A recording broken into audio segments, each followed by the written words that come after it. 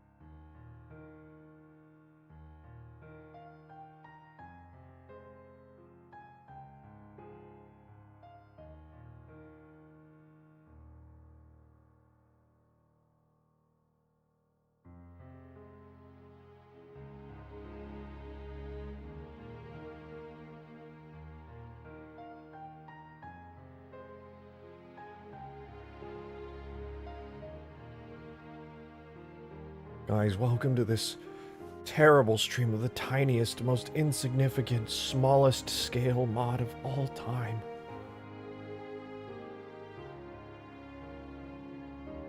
Tiny battles of one person by themselves with no AI on a map just big enough to sidestep left and right.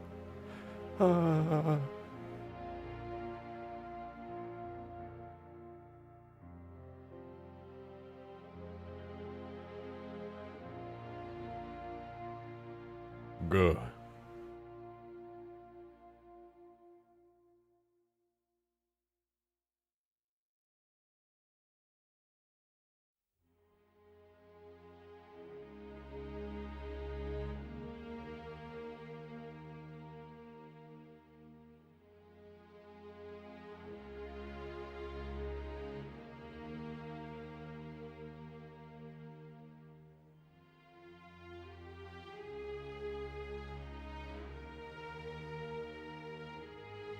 I've seen the leaks going on for the new Last Airbender stuff. I may have theoretically watched the movie, and it may have theoretically been peak, so peak in fact that I'm going to buy the movie when it comes out.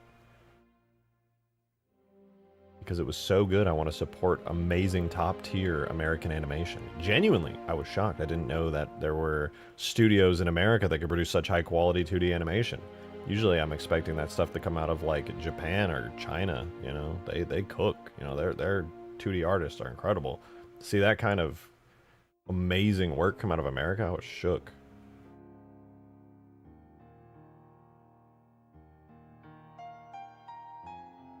They demoralize your pirating. I never said I was a pirate. I never claimed that. I was giving hypothetical scenarios.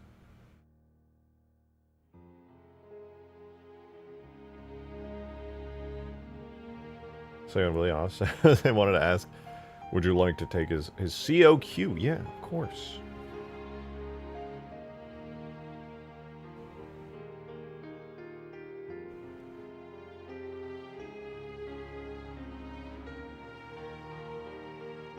All I'm saying, man, is with there being like 20 different streaming services all asking you to pay like 15 to 20 bucks a month, you know what? If somebody theoretically did find other ways to watch that content, I couldn't even be mad at them. Couldn't even be mad at them. I would say, you know what? That's fair. And Netflix every like 6 months being like, it's gonna be $5 more a month. HBO Max being like, oh, you pay us like $40 a month? Yeah, we're gonna show you ads. Austin, thanks for becoming a member, dude. Appreciate it. Thank you so much. Thank you, thank you.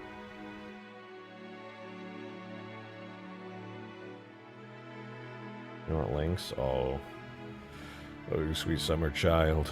I've been on the internet for so long. I don't need links to anything like that.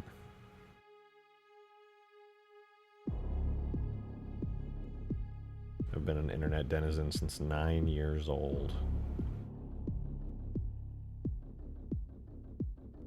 I just wish Game of Thrones didn't end so badly. Right? Oh my god, I wish.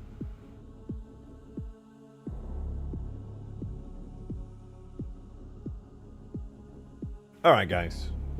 I'm going to close my window and disturb my cat, so when I start screaming like a banshee here in a second, my neighbors are not bothered by it.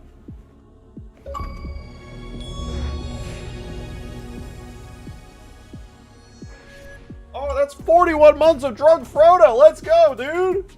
Thank you very much, man. Welcome back for a 41 months. That's so long, bro. Holy shit. That's crazy. Alright, let's switch the tracks.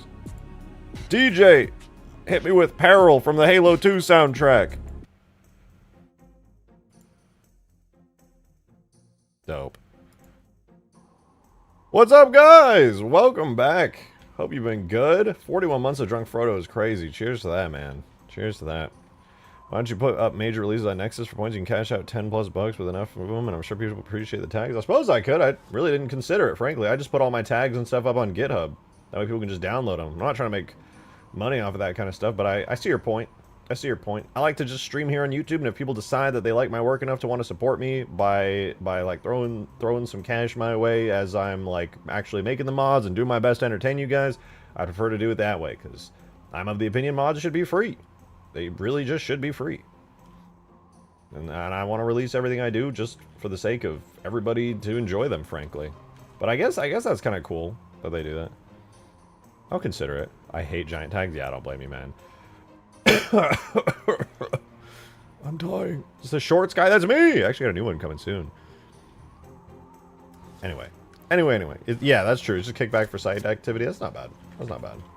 I used to have mods up on the Nexus before the Steam Workshop was a thing. I'll consider it, especially for the Windows Store users. Welcome back, guys. Welcome back to Permafrost. We're walking around this beautiful map today, and we've got some really cool stuff we're going to work on. Now, yesterday we did a playtest that honestly was awesome. It actually turned out to be like one of my favorite playtests in a very, very long time. I actually made some changes to the way that loadouts and things work as a test. We'll have to find out. We may do a playtest later tonight as well, so if any of you guys are in chat and you're thinking to yourself, God, I would love to show up on a stream and be very loud and play these games with everyone.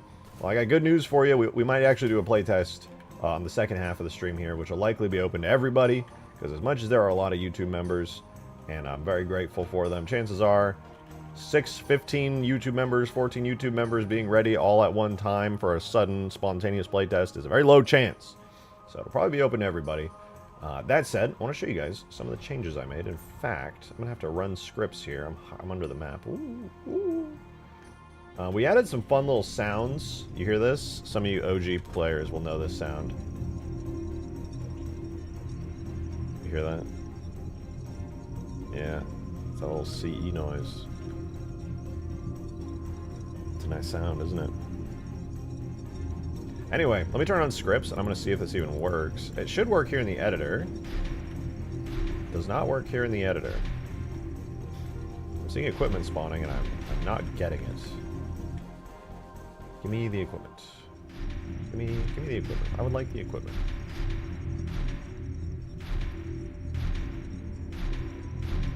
It's not letting me have the equipment. It's spawning the equipment, and then not giving it to me. I would like equipment. I hear it goes psst, and then dies. Did you make AI easier for green? Absolutely not. No. Absolutely the hell not, dude. Boo! Spooked you, huh? I shouldn't say that one coming. Oh, that was a little scary. No, I'm not going to make the AI easier for green. He's a baby. He's a little baby man. Ooh, the AI, they're so scary. I'm so scared. That's what he says. That's what green says. AI's freaking scaring me, dude. Oh my freaking gosh. That's what green keeps saying, man. Embarrassing. Bro can't even handle AI shooting him. Just kill them with your gun. Click on them, bro.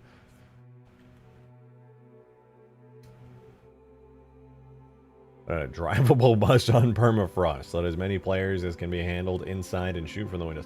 Listen, we don't have buses, but we have shadows. That's like a Covenant bus. That's close enough, right? That counts. Oh, yeah, I just realized this thing has a really cool parallax map on it. I wonder why. It's kind of sick, dude. Look at that. It's like all got depth. Some crazy depth to it. That's cool. Right. Anyway, I'm trying to figure out what the hell's going on with this thing. Frankly, my heavy loadout isn't letting me. Thank you for the 5, Mateus. Appreciate it. Bidge, quiet, I'm watching Germa, he's streaming again. He streams again? That's so long. Why is this thing not spawning?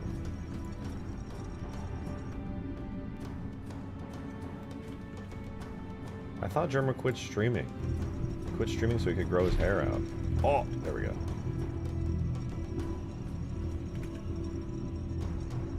I just found a command that is not existent. Object create clone.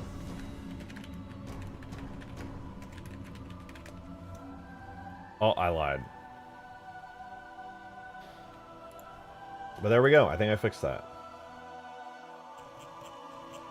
Alright, here's what we're going to do. In order to fully fix this, the loadouts, there was an issue with the loadouts yesterday.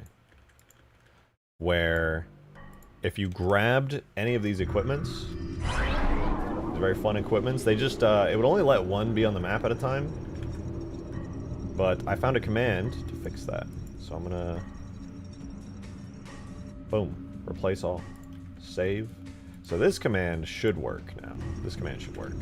Where basically all it does is, instead of creating the object and trying to make sure there's only one, I use the create clone command, and what that does is it lets an infinite number of them be spawned in, so players can have as many as they want. Thank you for the 5 Mateus! His dog pass away and then got hit with medical problems right after. Oh my god. Jesus. That was awful. Poor guy, what the fuck? I did not expect that. That's heavy.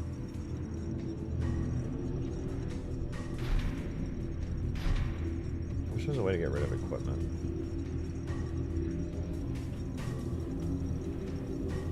Okay.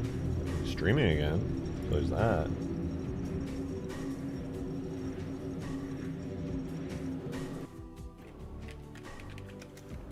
Unit has equipment. Unit add equipment. We use that command. Use equipment.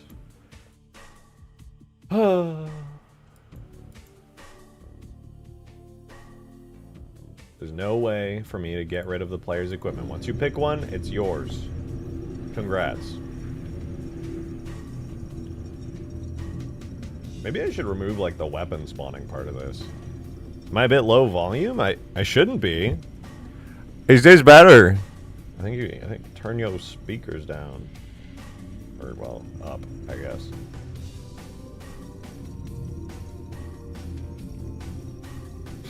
Alright, yeah, this is all pretty good. I need to check really quickly, though, because apparently Capture the Flag worked great for everything, but King of the Hill just, like, straight up didn't. It spawned us on the wrong side of the map, which is a little awkward. Okay, so this one right here is Team Attacker. And this one... This is also Team Attacker! What the fuck? How am I supposed to take that? This one on the other side of the map is Team Defender. I have these set up correctly. Attacker, Defender. Okay, this one's backwards. Attacker, Defender. Defender. Now, why is King of the Hill backwards too? Mateus, thank you for the 5. Appreciate it. So Otto passed away, and he had a severe flare-up of ulcerative colitis. Oh my god. Well, I mean, thank you for the 5, and for the update, I guess. That's awful. I didn't know he was going through some shit.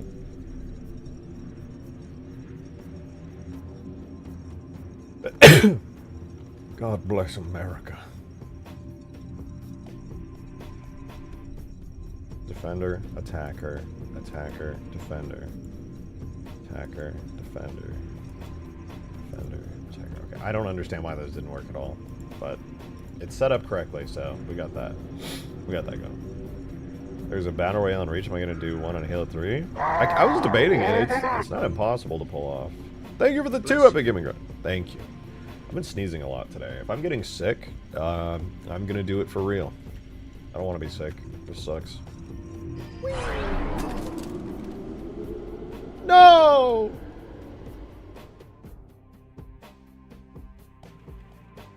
I'm gonna increase the little area of these things. Hold on, there's a little zone I have in here that basically just like auto deletes stuff. I'm gonna like increase the size of it real quick so if anybody dies in this place, their stuff gets yeeted and deleted.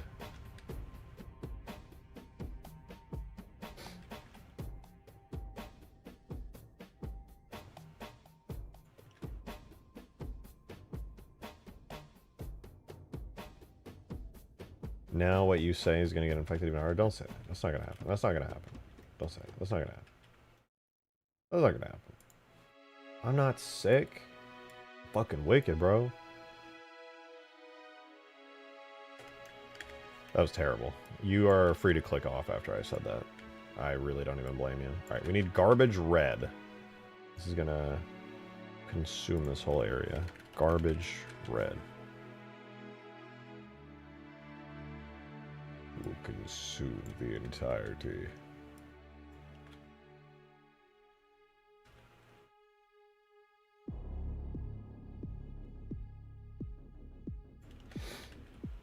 I will click off after that. No. No. I don't know. I don't want you to, so.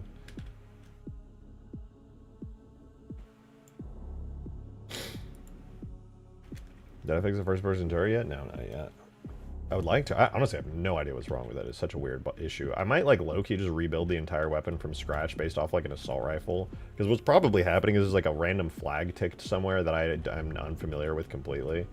And it's probably just like breaking somehow. And that is such a smart way to use those UVs. Stream something like Clash of Clans. Stream those dick. That. How are we looking? Okay, scripts are successfully compiling. Everything's working. We got a little garbage collection system here. This is good. Good. There are seats and things. God, I can't wait to make lighting in these areas. Holy shit, man. It's gonna be so nice. King of the Hill spawns? We have King of the Hill spawns. Actually, they were fine. I double-checked the King of the Hill spawns, and they were set up completely correctly. So I was very confused by that. Oh, there's one possibility, though. There's one possibility. No. Oh, yeah, that's fine. Weird. Make a system like this for picking armor species for invasion-esque map? Maybe. I would have to test if it works. I know of a way to do it in single player, but I would just need to test and see if it works in multiplayer. I did something similar when trying to do Pelican pickups, and unfortunately it just didn't work very well. But it might work better if it's just a player directly, and if there's some more specific scripting going on for it. So I could potentially make it work. That's probably how I'm going to have to do the Godzilla thing. Because one day I definitely want to do the Godzilla thing. Okay, well now these loadouts are a bit better. That's kind of nice. Does an ultimate firefight have that? Yes, but that runs in campaign, so they can do whatever they want there. They're not restricted.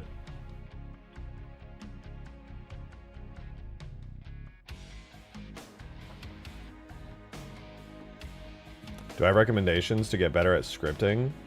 Because you just go look at how the scripts work in campaign. The best way to get better at anything, and the method that I've always used, is have a clear goal in mind. Be like, I want to do this thing. I want to, like, for example, I want to have a loadout system. So what I did was I ended up looking actually at somebody else's mod who already had like a working loadout system. That was the Halo 3 Invasion mod. And I was like, okay, so how did they do it? And I looked at how they did it, and that's what I've always done to learn scripting. I look at the campaign missions, I see how stuff runs. I'm like, for example, like when the Scarab comes down on the Covenant, and it like lands on the ground, and then it like roars, and then it like begins fighting. I was like, how the fuck did that work? So I went in there, and wait, not gonna lie, I pasted the entire script dog into Claude and it creates working scripts. Yeah, dude, Claude's really fucking good. AIs are insanely useful when it comes to scripting and coding. Like, they're actually just good. People be shitting on AI all the time for like valid reasons, right? Like for generative AI for like images and stuff. Like, yeah, shit on that all you want. Go for it. But if you're talking about coding, yeah, AI's actually good at that, dude. You should fucking vibe code yourself some scripts. You definitely want to look over it and clean it up. Chances are it'll probably script better than most of us, but, you know, as long as it works and there's no, like, massive flaws in it that you need to correct, then you're good. I tried doing, there's like 2 billion words that I have to search up. Yeah, I mean, look, realistically, you're gonna have to be at least a little familiar with how coding works. The good news is, at least when it comes to Halo scripting, it's pretty straightforward and simple. Like, as far as scripting goes, Halo script is not that bad, right? If you want to make a script, you can do some really easy stuff. Like, watch this, all right? Here, I'm gonna make this. So you just open 2 parentheses. Every script is in parentheses. You type script. You always do that. I'm gonna make one. There's only a couple types of scripts. You can have a startup script that runs when the map around starts. You can have a static script, which probably shouldn't even worry about right now, but it's basically just a script that kind of exists to be called upon. You can have a dormant script, which doesn't do anything until you call upon it and wake it up. And the most obvious one is a continuous script, right? This one runs every single tick. So script continuous test. You hit enter. Now you got space inside your little script here. You got anytime you run a function, I'm gonna use the print function. Print requires you to put little quotes. I'm gonna type, this is a test. And now if I compile this, every single tick, because it's a continuous script, it's gonna print into the console down here in green text. This is a test. So file compile scripts. This is a test. There we go. Easy. It's that easy. Scripting is not crazy. It can get pretty complicated. My scripts go way too hard, but that's because I'm bad at scripting and I made them way too big.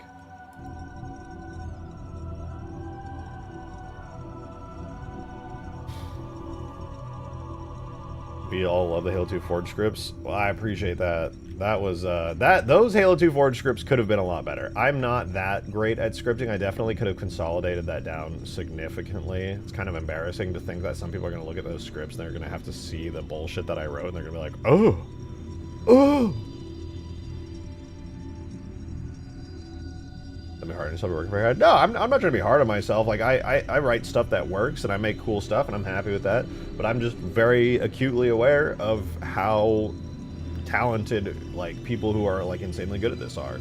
And I will never get better if I look down on people worse than me, and I will get better if I admire and strive to be like the people better than me. I wish Halo script syntax wasn't such an eyesore. Yeah, it's kind of messy. Am I getting rid of Space Phantom? No, in fact, I'm glad you mentioned that. I need to work on the Space Phantom a little bit today, at least to fix its AI being so goddamn busted. And AI makes consumer computer components completely unavailable too. I mean, that is technically true. And it is directly because of the AI. It's a large part of it is just supply chain failures as well, though. Like, of course, this level of demand could not have been expected by any of these companies. But, like, it's also just very much on them being like, yeah, no, we're just gonna sell it all and fuck the consumer. Ah, money, bah. To be fair, though, if I was in their shoes, I'd do the same thing. It's like Epic Perry said, it's a hype bubble. AI is insanely impressive and a world-changing technology, no doubt, but also it's overhyped. It's going to have a steady growth rate, and people are acting like it's going to blow up and instantly change the world overnight. I mean, relatively speaking, I suppose it has, but not so much that, like, it's massively changing our life. Well, I don't know. AI kind of is... It's like, it's not living up to the hype, but it's like living up to the reasonable hype, right? Any level-headed person who's like, yeah, it's crazy. It's like saying crypto, the tech itself is why the GPU shortage back in 2018. You're not looking close enough. True. Also, when it comes to GPUs specifically, like, I don't know, man, blame NVIDIA, right? They're so deep in bed with AI and basically running this whole AI hype cycle. They decided to stop selling large amounts of consumer GPUs. They just want to sell enterprise now. They want to sell to businesses who are running AIs. They don't want to sell graphics cards that much anymore. Google announced making a replacement for needing GPUs for AI. Oh, dope. What the fuck? Are they going to have like a dedicated neural processing unit that's like not GPUs? I swear to God, if you say it's a subscription cloud service, I will end it all. NPUs. Let's go.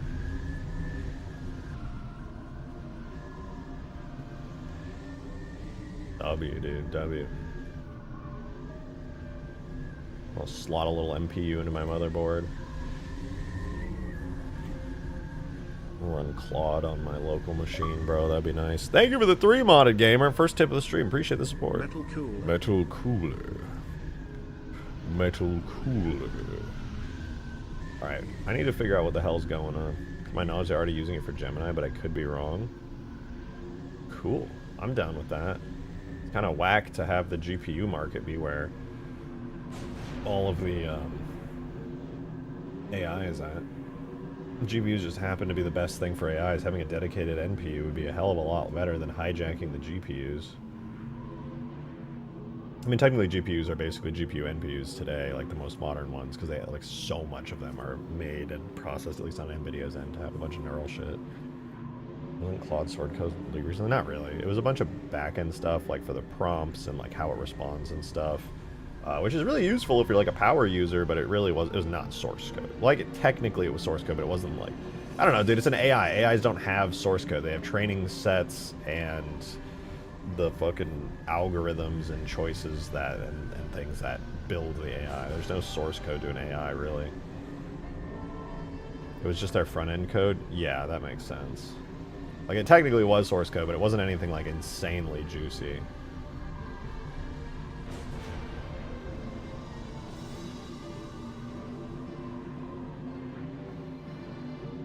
Never understood why you can't stun, excuse me, a Pelican or Phantom with a plasma pistol. Oh, there's a checkbox in the file. Actually, my Pelicans, not the Phantoms, but the Pelicans, I made it so that you can EMP them. You can stun them with a plasma pistol or with whatever else. You just make your own, which people have for Claude, so it wasn't that interesting. Yeah, I mean, it definitely was good for the people who do that kind of thing, right? Because then they have the official one that Anthropic's using so that they can, like, optimize it. Because, like, nobody's going to know better than Anthropic what runs well with Claude. So, like, power users, I'm sure, were insanely happy.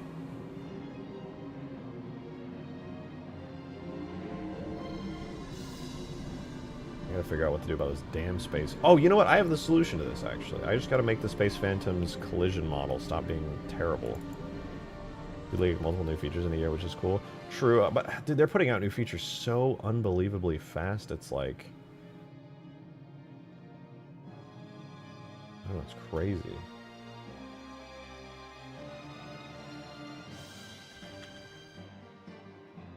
Dun, dun, dun, dun, dun, dun.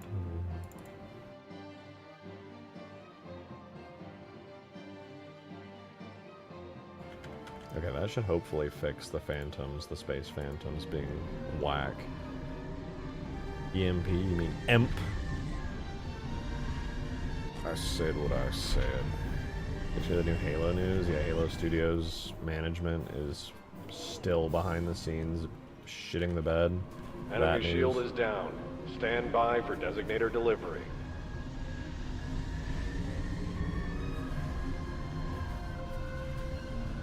True. Come stay with us. Epic Parry gets it. Come just live in the early 2000s. Halo 4 and everything after it never happened. Target designator on the way. How do you teleport in Sapien like that? So I press tab, which like puts you in and out of play mode, and then if you press Control Q, it'll, if you're in the game, you'll despawn, and Control Q again will spawn you at the camera. So if you press tab and move away, and you press Control Q here.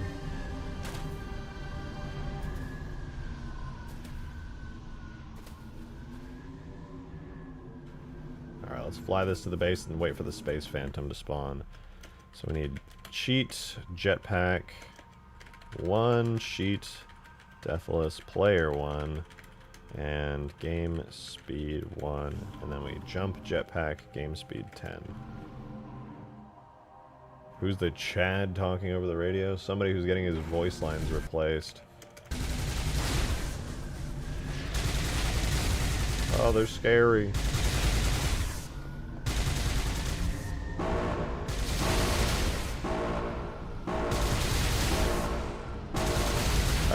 I think I want to spend some time today finding a better method for getting the sound effects and alarms to play.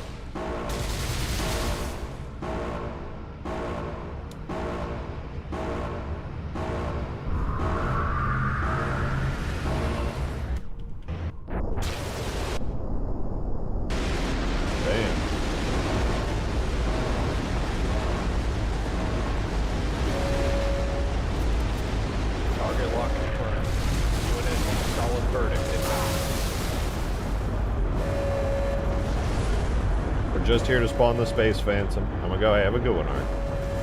Appreciate you. I appreciate you.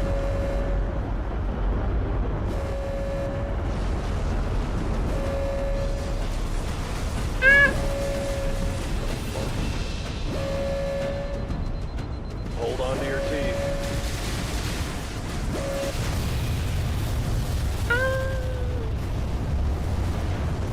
I wanna live! I wanna live! Alright, now the Space Phantom should spawn.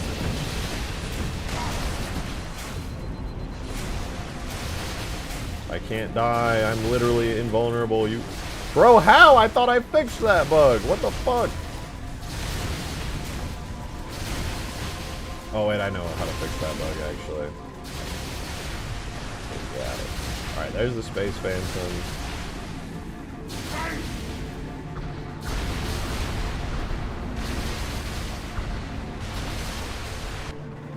Scary as hell.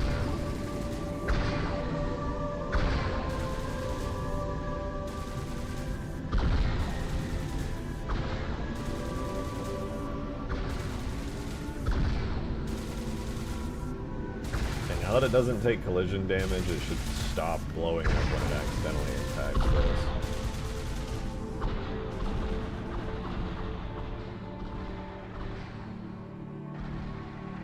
Alright, I gotta fix those shade turrets. I thought I had already fixed them, but seeing what just happened there when I blew it up early, I'm realizing I did one thing wrong. Not that I ever do anything wrong, ever, but I did potentially do one thing wrong. So shade red. What I did was I had a check here that basically waits to see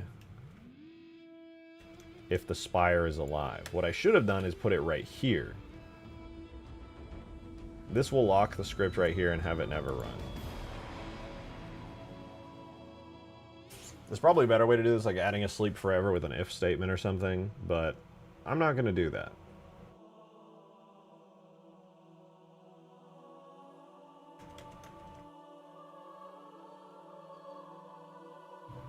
I'm going to make the script load overwhelmingly awful. Because I'm evil.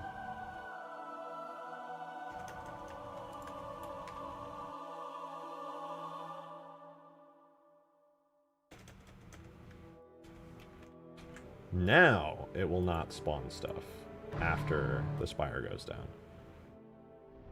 Elites drop the core on a vehicle seat, but Spartans don't.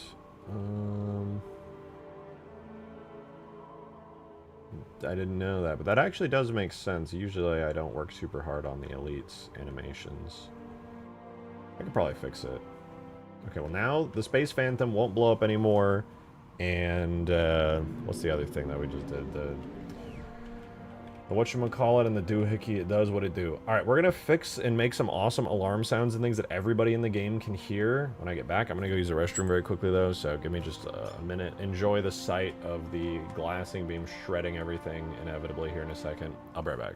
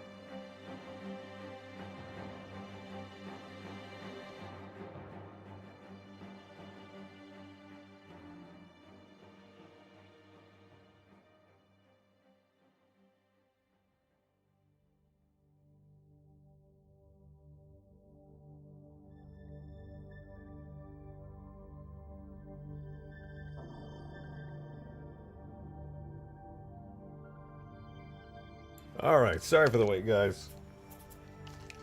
I'm back, bro. Never ask about me going AFK for 5 minutes after I drink a cup of coffee. You don't want to know. Okay, Space Phantom is probably fixed. The loadouts should, we have to do some testing, but they should work better. And then, what was the other thing? We tested to make sure... Oh, when we fixed the... Finally, we thought we already fixed it, but now these guys are fixed. Did I wash my hands? Absolutely not. Absolutely not. I don't need to be civilized. Ew. My great ancestor didn't need to wash their hands. I don't neither, brother. I'll tell you that. It's more natural this way. I don't need none of that processed paper. Last Smiling Friends episode was top 10. Wasn't there supposed to be like 2 more episodes? I haven't watched it yet. Did you avoid the cat at least? Oh, that's natural. Really good job with this map, no offense. Taken hard, dude. What the fuck? How dare you? Talking about the Pelican situation? The Pelican situation, it's a beautiful... Okay, what's the Pelican situation? Is it too weak? It's too strong? I feel like the Pelican's actually kind of a weak vehicle, frankly. I feel like I might need to buff its health a little bit.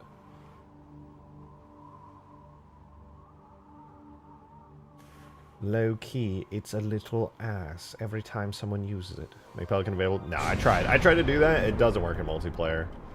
If there's a way to do it, I haven't figured it out yet. So I'm not... It's not even that worth it either. Nobody would ever use that feature. It sounds cool, and you would do it like once, and you'd be like, that was cool, and then it would be a ton of work for something nobody would ever actually use. Because it's like, oh, well, you want to go pick somebody up at the flag? Well, they can just get in the back of the Pelican. You don't need to drop a Warthog off for them. Both Elite and Spartans drop the core when you get into a passenger seat? Okay, I'll have to work on that. I haven't noticed that happening, but... Because I've been able to get in the passenger seat of, like, everything with the core. Alright, what would... God, I had something I was just about to do, and I lost my train of thought. What was it? What in the world was I going to do? Realize, what'd you say, Zeno? Making me scroll up. Make frigate side guns shoot at AI vehicles around the spire like we seen tip of the spear. I could, yeah. I'm not going to. I'm gonna let you know right now. I'm not gonna do that.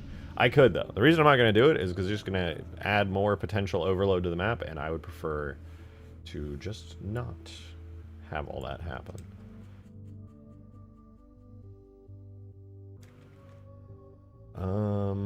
Oh, we need to change. We need to change the BFG. We really need to change the BFG. Alright, so we did these. These two are good. The Pelican's turret got a buff. The Phantom got a buff. We did this. I don't know if I'll be adding the chain gun turret back, but on the off chance that I do, we'll keep this on here. Kestrel chain gun damage might be too little. I added that last night because Adam messaged me and told me that he felt like it was really weak against vehicles, which it might be. JS is the one who made the Kestrel, so I'm not super familiar with how it's balanced, so that's definitely very possible. We did remove the night switch. Maybe remove spawners. I'm going to keep them. So, capturing BFG doesn't have any audio. So, but what I need to do is add a new audio system and visual system for capturing this. If you notice, whenever I'm in here in the editor, and I bring the objective here, you'll hear the alarms play, and it works great. The problem is that it doesn't synchronize to other players in the game, which kind of sucks. Kind of sucks. However, I think I actually have a good way of getting around this. Did you ever mention the flame? Oh, I didn't do the flame hog. Frankly, I'm not 100% sure if I'm going to. The warthogs are... I feel like the warthogs are pretty balanced, all things considered. I don't see a whole lot of people actually getting use out of the grenade hog, sadly, but this one's pretty dang good. Ow, ow, ow, ow, you're hurting me. Ow, ow, ow. Oh, I'm invincible, I forgot. I might add the flame hog. It does sound cool conceptually. Flamehog would be pretty pointless. Well, the main issue with the Flame Hog is its range. A flamethrower and a Flame Hog are going to have very low range, which is not going to be great on a map like this. Even if you gave it the fucking Vietnam-style flamethrower, it goes like 50 feet, that's still insanely short range. That is not going to be beneficial in any way, shape, or form. You are going to get way more use out of both of these Warthogs than you ever would a Flame Warthog. And that's the main reason. Like, conceptually and, like, cool factor-wise, a Flame Warthog would be fucking sick. It'd be great in the base areas, and that's about it. What happens when a Pelican starts, like, fucking bearing down on you? I'm afraid some fire isn't, like, that has a limited range isn't going to really be that useful. Mid-combat distance? Yeah. Sadly. Flamehog, yeah, I would definitely be. There's a Flamehog in Halo Wars 2. That is a true statement that you said. Cool concept. Yeah, I mean, it would be really badass. It's just not good for a map of this scale.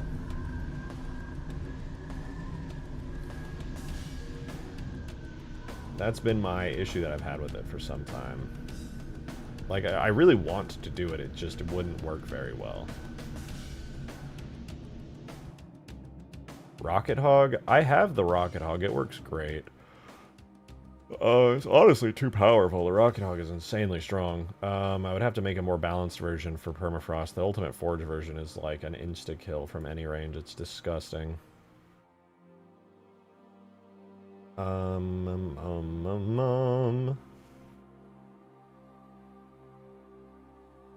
I already did this, actually. Give all players a capture BFG ability.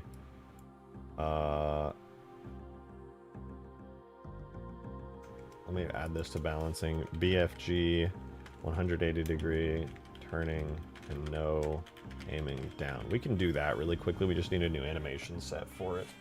Check DM, something that might be useful for an Ultimate Forge update. What this?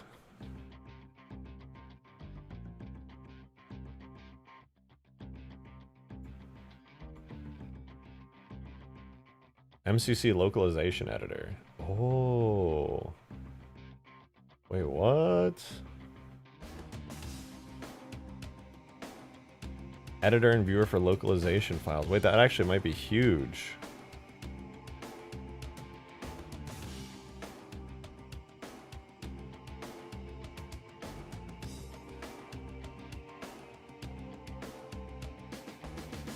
Damn, okay, I'll keep an eye on this. I can definitely see that being like a really good patch to Ultimate Forge, actually. Thank you for sending me that. Because I'm pretty sure that's what's been happening, being unable to edit that stuff.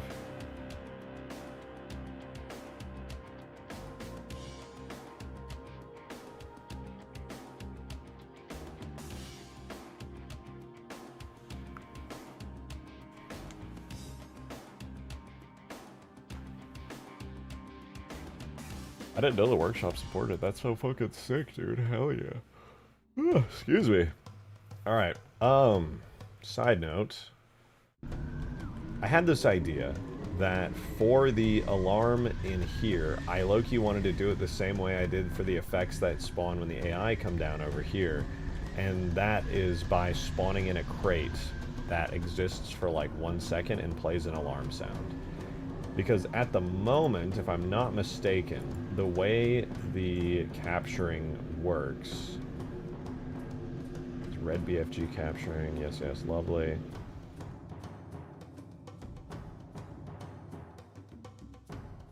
Strato timer. Can move past BFG capturing. Target locator. This must be down below this. Yeah, right here. So the script, if I go into the red team base as a blue team member, it's actually just doing a full-on object create of these alarms and then an object destroy. But what's happening is these are in like these complex if statements. And that does not work very well. It just does not synchronize. Which is very sad. Let me see, what are these even? Spire, alarm. It might be because they're scenery objects that they don't work very good.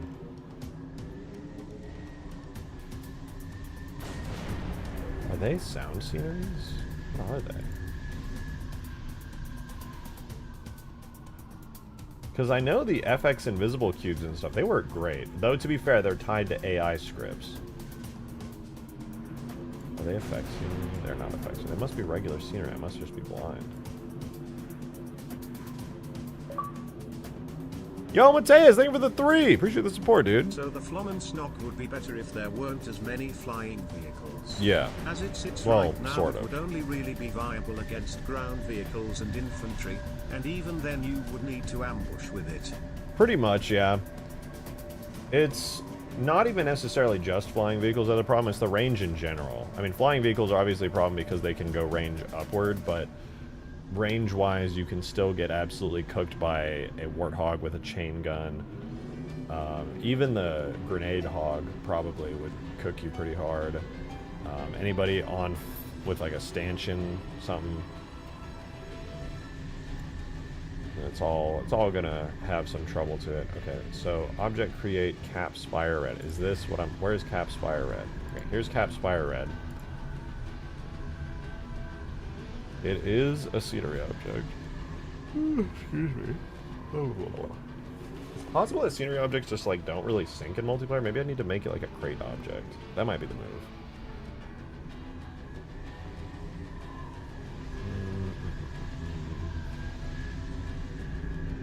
So we have a couple objects. We have cap spire red off, and spire red alarm. If I convert these to crate objects, they might fully sync. I don't know if it's a scenery object versus crate object thing, because scenery objects are more commonly used in campaign. It's either the AI scripts are forcing these things to spawn incorrectly and play the really cool spawn effects, or it's that crate objects just actually sync perfectly and appear in multiplayer correctly. Do you think it's ethical to use other people's guns and vehicles if I give credit? Yeah, absolutely. When people release a tag, it's so that you can use them. You should do the right thing and credit them in your mod when you release it, but yeah, if you're just using people's tags, go for it. People use my tags and don't credit me. I don't care. I'm just glad the tags are getting used. For me, it's cool to go into a mod and be like, oh shit, I made that part. I made that thing there, and they like edited it and made it cooler and worked for their mod the right way. Like, I think any mod creator that gets mad if you like use their stuff that they released for you to use is insane.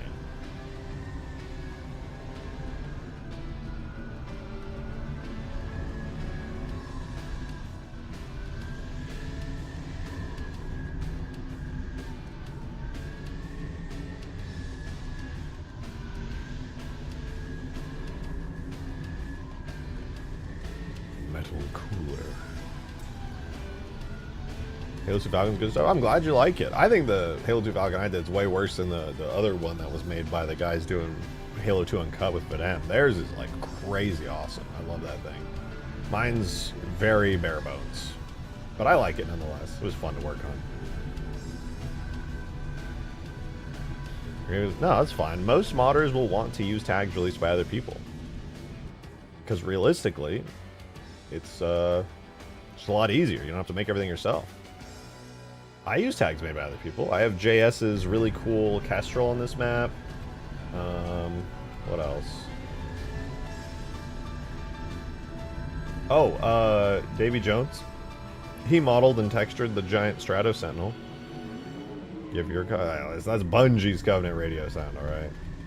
But true, but true. You did grab it, and I appreciate that. I think I gotta make a crate object for these things. I'm gonna see if that fixes it. I frankly have no clue if it will, but we'll see. It could fix it. And if it does, that would be pretty cool. So we gotta do a look at Kestrel damage to armor. What's this about summoning huge AI? It means that you clicked the stream. You've been clickbaited. That's actually not clickbait. There are giant AIs in the map, but that's besides it. There we go. Objects, levels, multi, huge towers. Well, right now what I'm trying to do is get the, is it sound objects? Yeah, Spire Alarm 1 and 2 are both scenery objects. But I want these as crate objects instead. So I'm going to grab, where's the AI? I think it's Invis Cube. Is this it? We have grab, jump, fly, airstrike. I want the invis cube. Oh, here, character spawned. Oh, that's a scenery. Wait, what?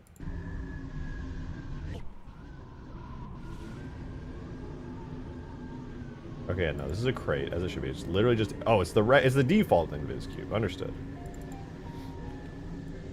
So what I'm going to do is I'm going to go to the... We go King of the Hill Spire here. And... Oh, you have to do an advanced modding to crash grill. What? To crash grill? Oh, yeah, true. Yo, Optic Loki, thanks so much for the 5, man. Appreciate it. Oh, won't you phone? Who dis? Joking.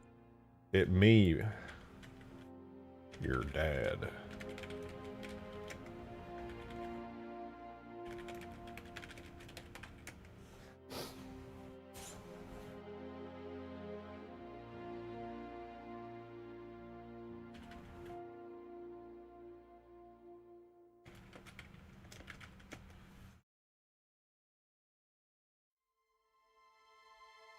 I don't know if this is gonna work, but it would be cool if it did.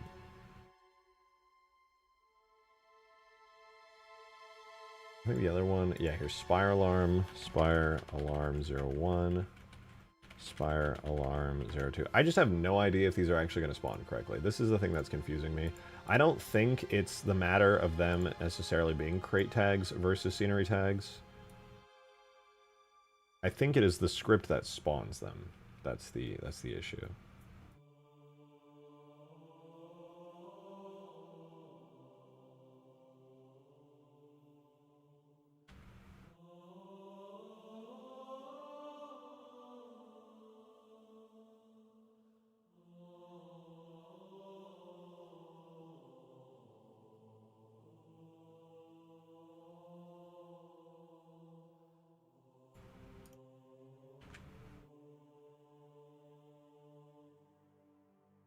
Okay, so now that the alarms are good, I'm not going to worry right now about the King of the Hill Spire thing spawning in.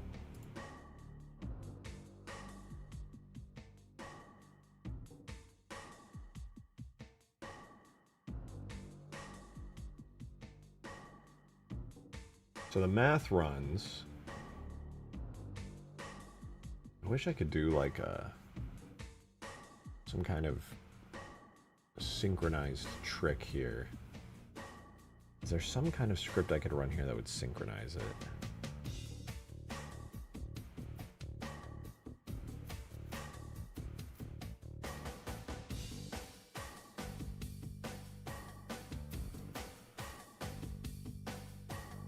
I have a hacky solution to this, don't I? Oh my god, I have a really good way of making this work, and it's going to be so wacky and stupid. Oh.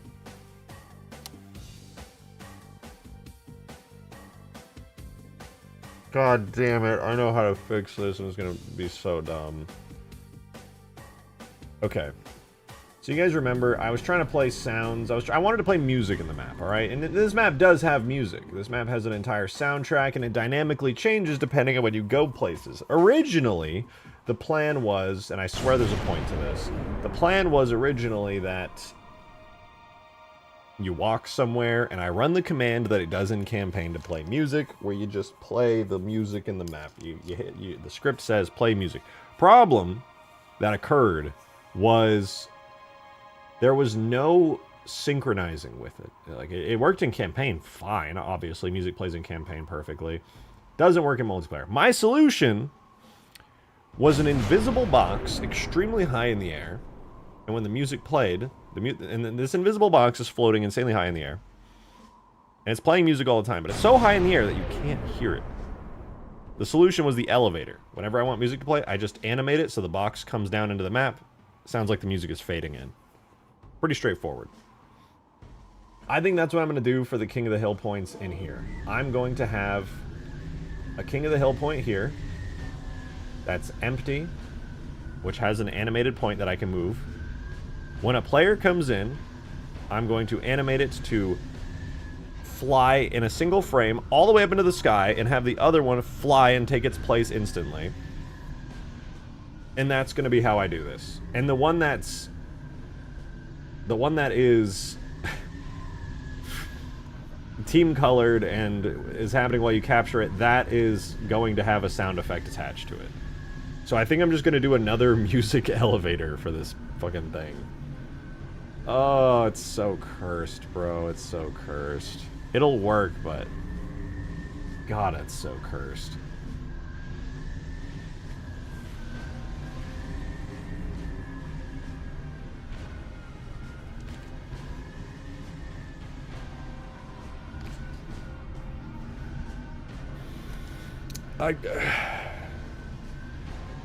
Why not make it a voice line so that it just plays like one, but it's music? It doesn't work. That's why. Elevator is an unbroken strat. It's guaranteed. It's guaranteed to synchronize. Device machines they just work. All right, I'm gonna cook this up in the background. I'm gonna pop this thing open. We'll make it happen.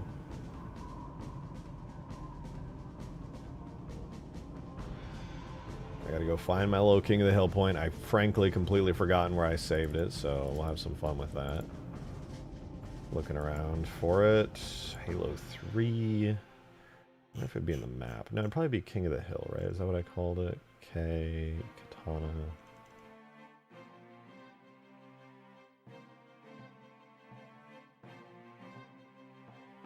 I'm looking.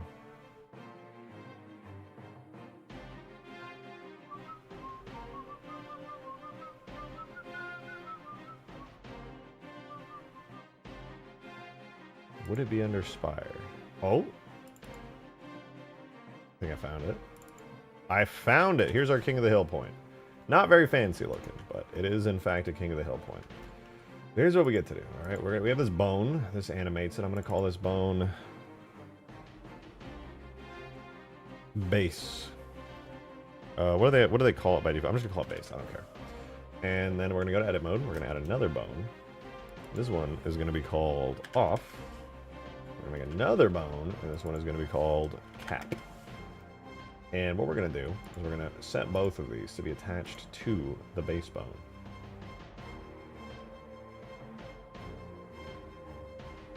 Alright, what this lets me do is now have these two bones, which will be tied to these two things. So here's King of the Hill shield.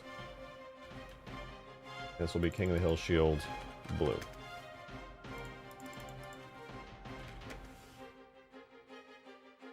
Actually, instead of calling it blue, I'm going to call it...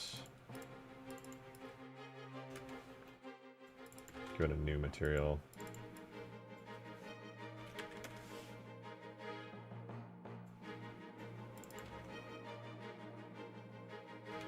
We'll call it King of the Hill shield... whatever. King of the Hill shield on. Just came back. He has a face. I do! Call me handsome, though. It's a step too far, and I'm hideously ugly. How dare you. You're breaking my immersion.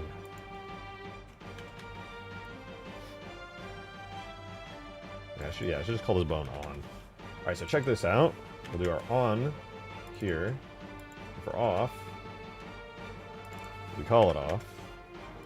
And so now if I were to make an animation for this, and I grab the bone for on, forgot to put an armature modifier, hang on.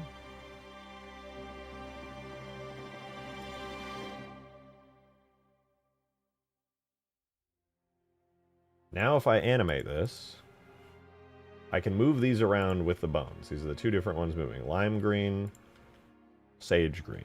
They both can be animated now. Hooray! Love it. So what I'm going to do is for the on one, I'm going to move it unbelievably high into the air to the point where nobody will ever in a million years see it.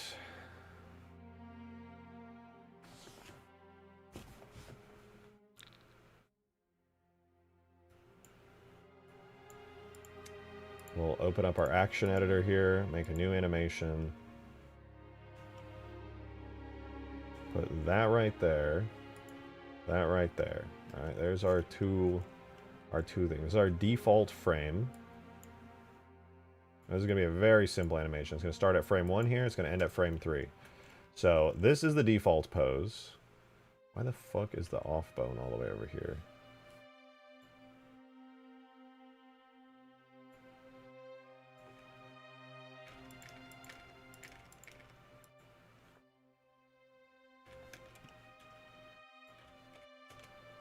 There we go. That's fine.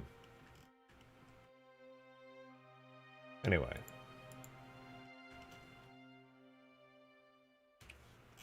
Bone is in position. Bone is in position. They're super high up in the air. Everything just works, right? That's a great animation. And we're also going to call this device, was it device power? I think it's device power or position. Cool. So that's saved. Now, we'll zoom in at our tiny 3-frame animation. So when you're doing an animation in Halo, you need your default frame. This just lets the game know that this is what the default position is. Then you do the first frame, which is going to also have it like this. And then we're going to do the second frame. So for the second frame is where things get a little quirky. We're going to go to the off here. Off bone. The on bone is 32,000 meters in the air. We're going to move it to 0, so it comes all the way back down to the ground. We're going to insert that keyframe. On the on bone, we're going to move it 32,000 meters into the air. So these two switch places within a single frame. We have the default frame, start frame, end frame. It just swaps them. Very straightforward, very simple. Now I'm going to export this into the game.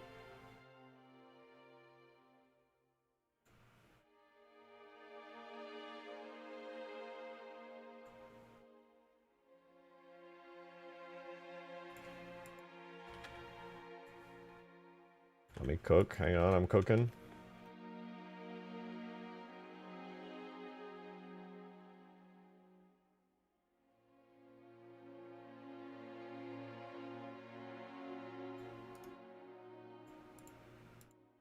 Whatever.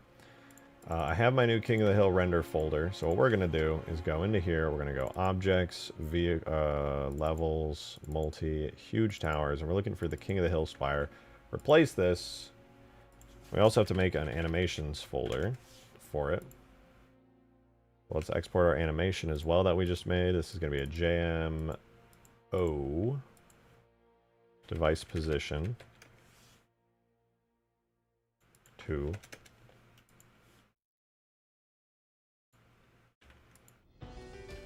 Alright, so we have it here. Make sure it's named correctly. All good.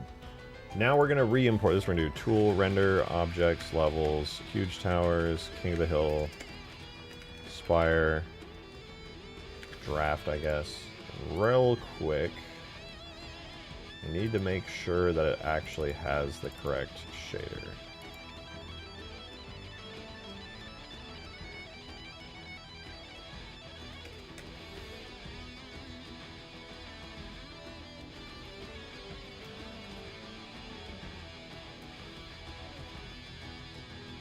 Alright, now we import. Fuck. Objects, levels, huge towers, King of the Hill Spire. What? Object, oh, multi. I'm done. I forgot to fold them. What are you doing? Am I winning? I am! Winning it all. I'm ready to get the animation in here as well, which is the model animations command. Easy peasy. Yes, my new game called No Room for Hair, featuring Rejected Shotgun. Shout out Green Knight. He sits all day in the penis explosion chamber for his comments. It's what he does best.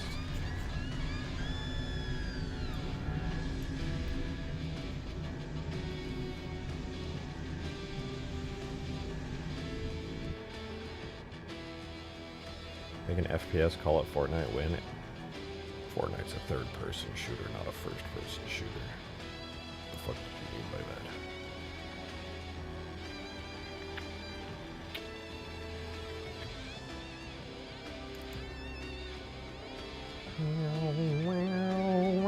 There's an FPS game mode. I know, and it was very fun, and I think they're cutting it out of the game because they hate their players. They want us all to die.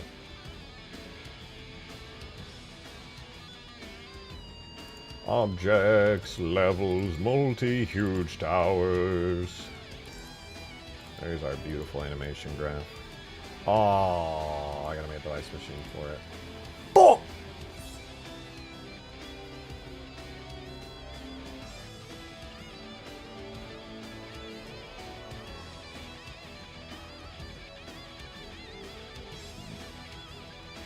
Oh, forgot one thing.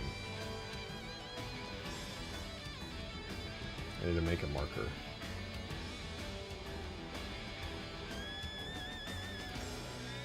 I call this marker FX alarm.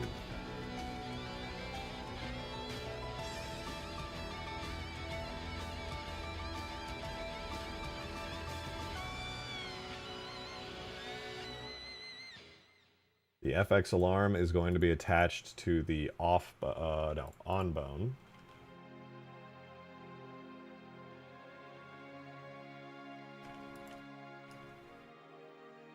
Which puts it 5 trillion feet into the air.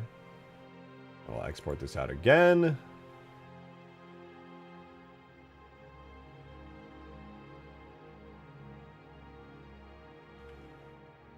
Re-import it. Now it has the marker, which means we can play the alarm sound. Did I fix the equipment? So yeah, so we still need to test it in game, but I fixed it. I was using the object create a new command when I was supposed to be using the object create clone command, which specifically says that it can create an infinite number of objects. So that was on me.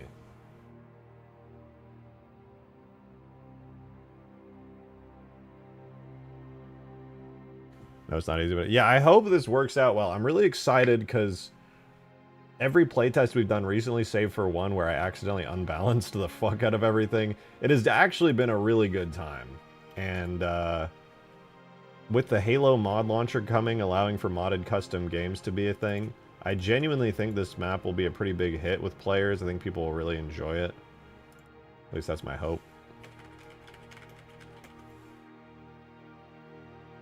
I have so much fun playing this mod, and I suspect if I'm having fun, and I'm so jaded from having made a gazillion mods, then I think other people will really enjoy it too.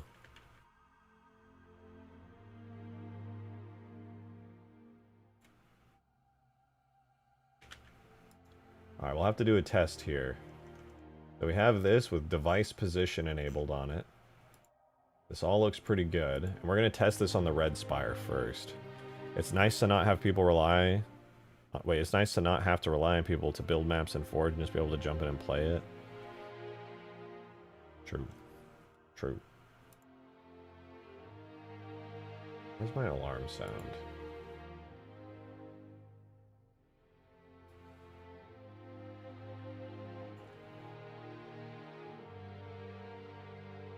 Is there not an alarm sound?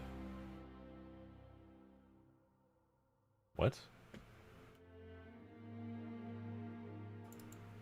Oh, I see, I see. Okay, well this will simplify it a lot. So now we have alarm 1 attached to this thing.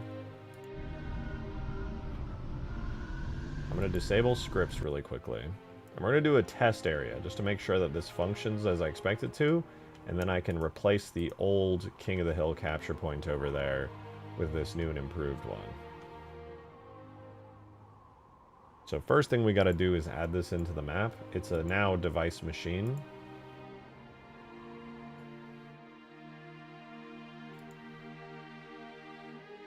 So we have one for red base currently.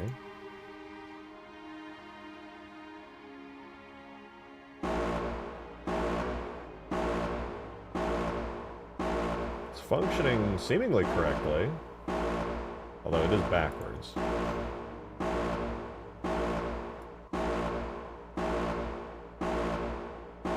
Did I get it backwards? I don't think I did. Let's make a new device group for it. I'll call it Spire Cap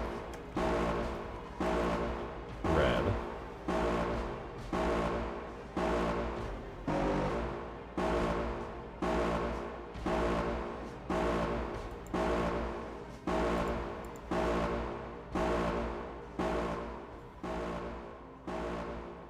The marker is set to music. I think it's FX alarm.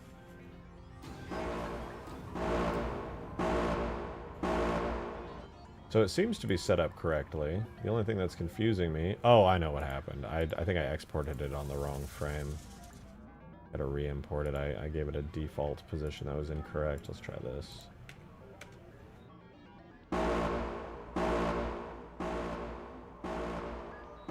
Interesting. It seems to just be on all the time. So power transition time will take 0.01 seconds.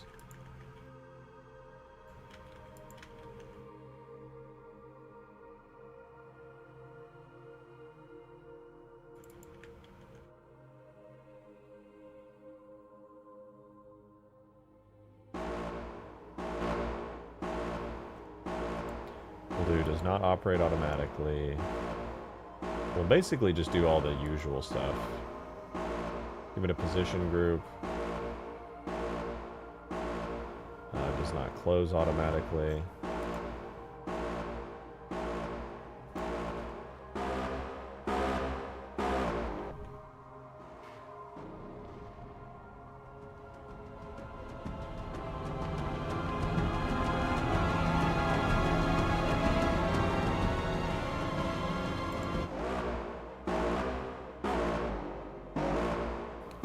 A bit obnoxious that it's going all the time.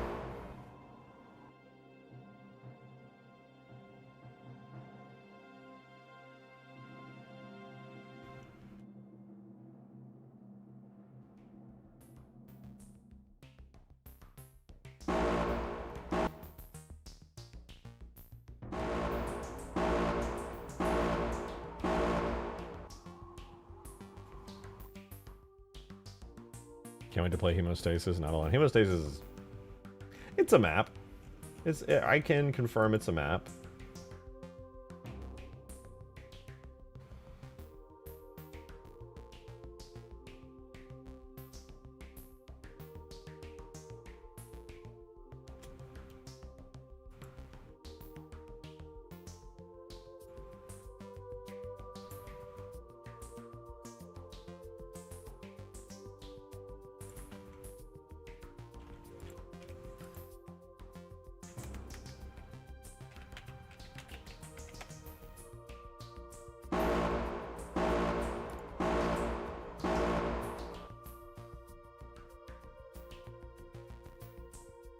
Okay, so it is imported correctly. That's good to see. The problem, I suppose, is that it's active at all times. Let me double check my shaders to make sure that I'm understanding here. It's King of the Hill shader on, which should have self-illum be red.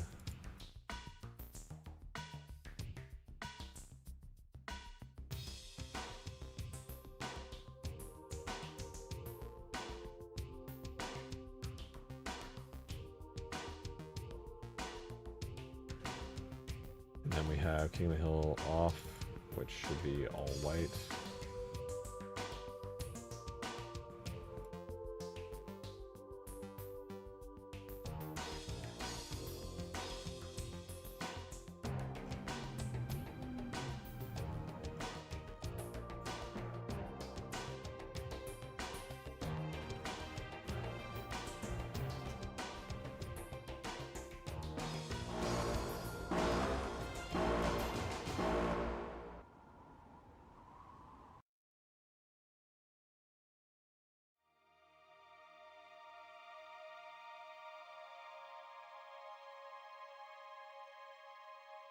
I'm confused. Let me double check on the invisible cubes animation graph. I want to make sure that oh, not the invisible cube. I need the music cubes. These bad boys right here. Okay, so yeah, they use device position. They've got some frames to them.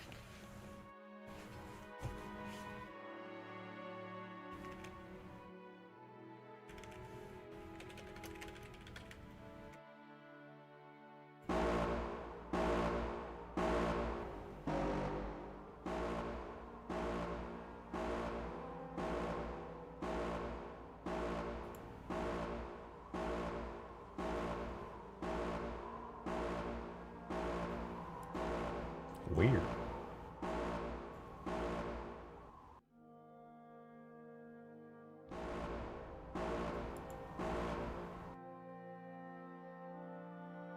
Seems like no matter what I do, it doesn't act correctly.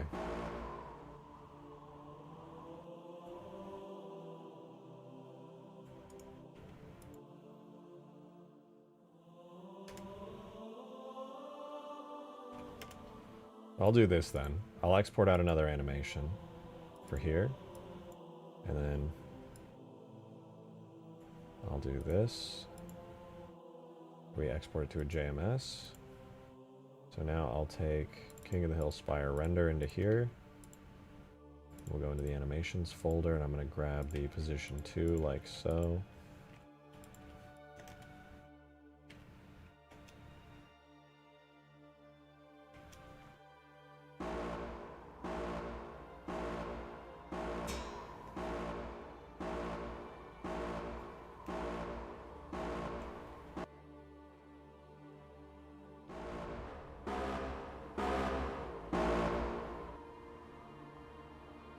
What?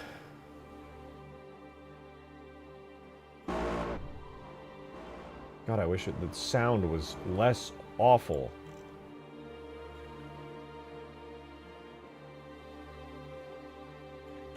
Goodbye.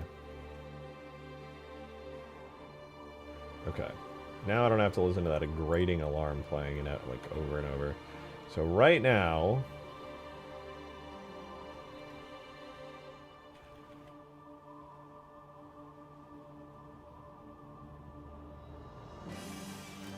there should be a little shield thing somewhere up here in the sky.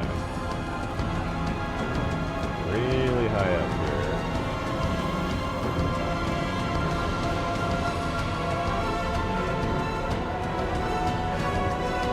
Never mind.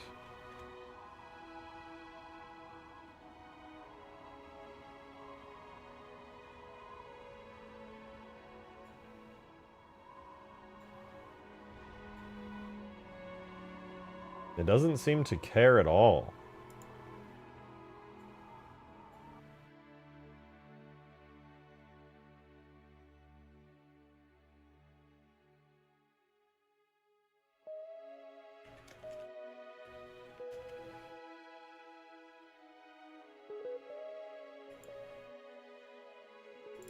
I'll do that.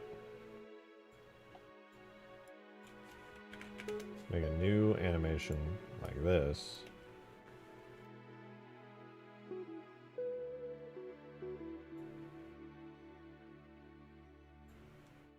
All right, maybe it was just being a little quirky.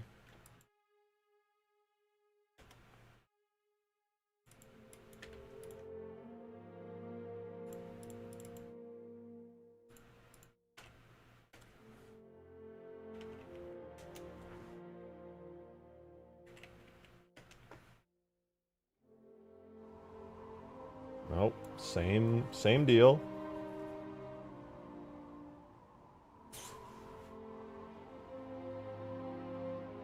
I'm gonna try very quickly to delete the animation graph. Okay, it's still got the same trouble. I suppose it's possible.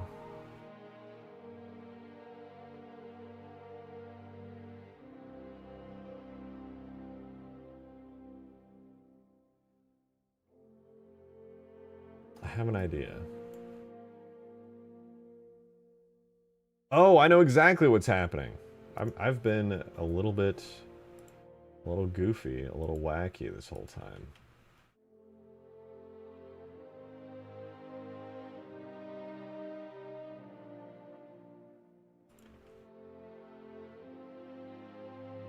Three two 305.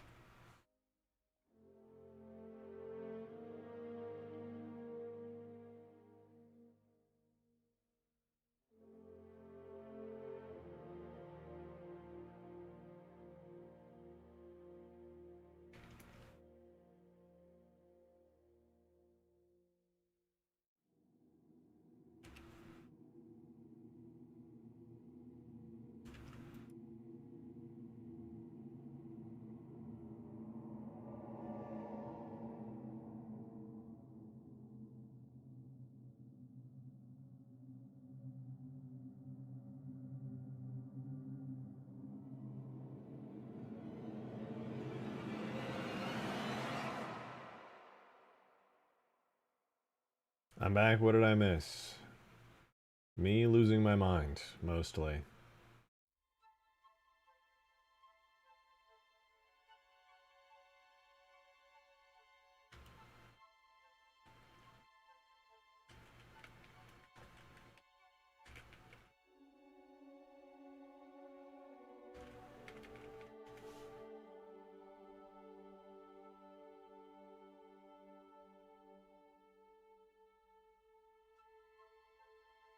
Okay, I think I've got it figured out now.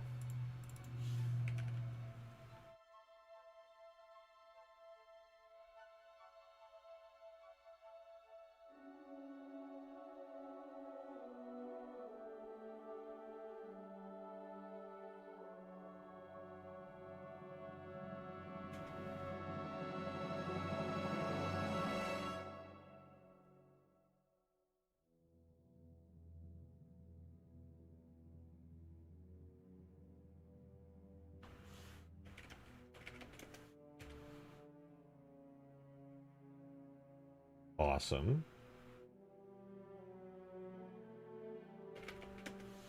Awesome. I've got it. I've got it, I've got it. The problem the entire time... Actually, there was probably an even more efficient way to solve that, but I solved it, nonetheless.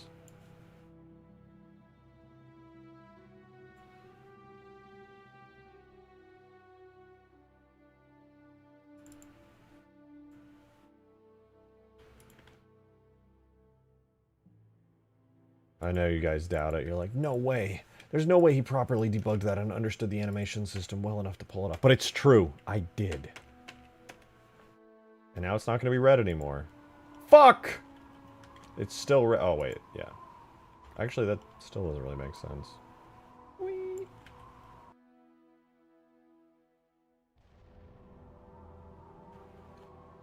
I'm in physical pain.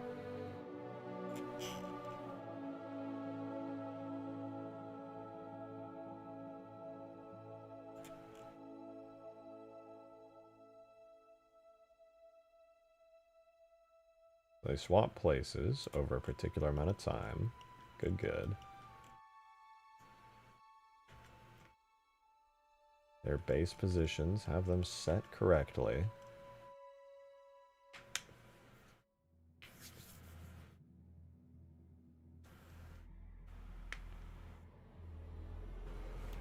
Let's throw the animation onto here.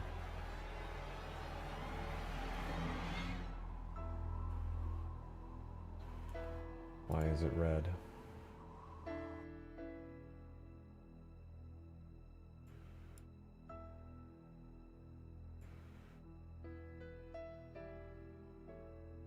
I'm so dumb. It's been working all along. I had the wrong render model.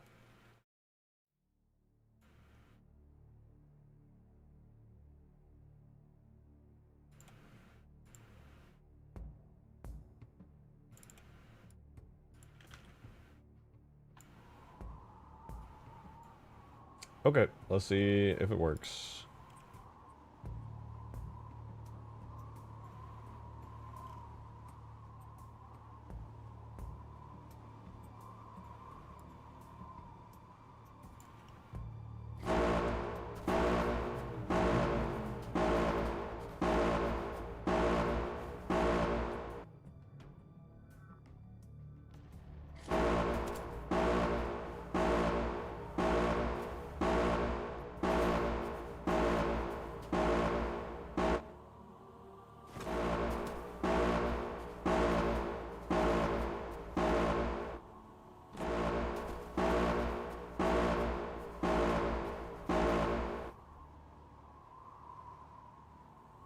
Okay, it does seem to work. I'm going to try shortening the amount of frames in this just to see how it does, how it do.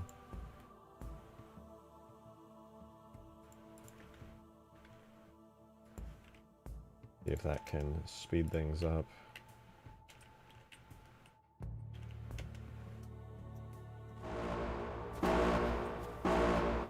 Okay, not bad. Then lastly, we're just gonna go into our little King of the Hill on wait. Why is on down there? Hello?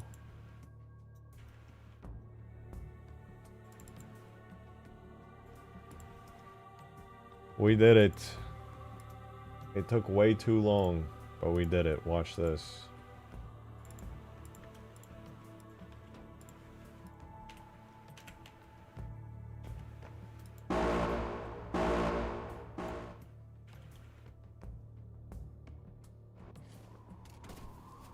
Hello. Well, it's inverted, but we almost did it.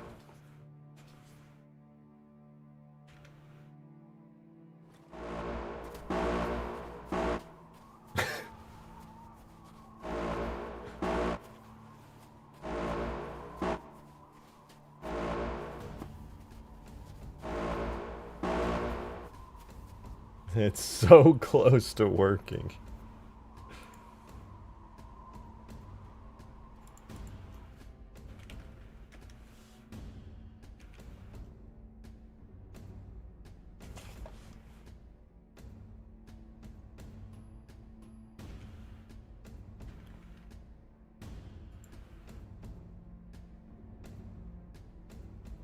Oh, I put the off one in the sky on accident by default. Oh no, wait, that's how it's supposed to be.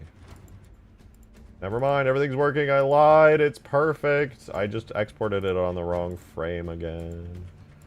Me when I'm always doing things right and everything's flawless. Fuck ass. Oh, see, look, it's off. It's off, right? Nothing's happening. I walk up to it.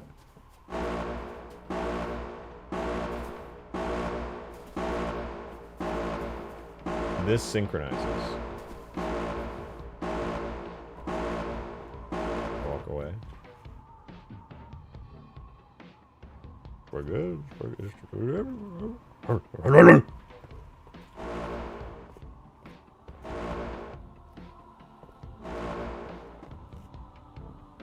Not bad, man. Not freaking bad, dude. Now, theoretically, I can simplify the fuck out of these scripts with this new little King of the Hill object. What is that going to be used for? This is when you capture the bases. Right now, when you capture the bases, the color of the little thingy inside doesn't change.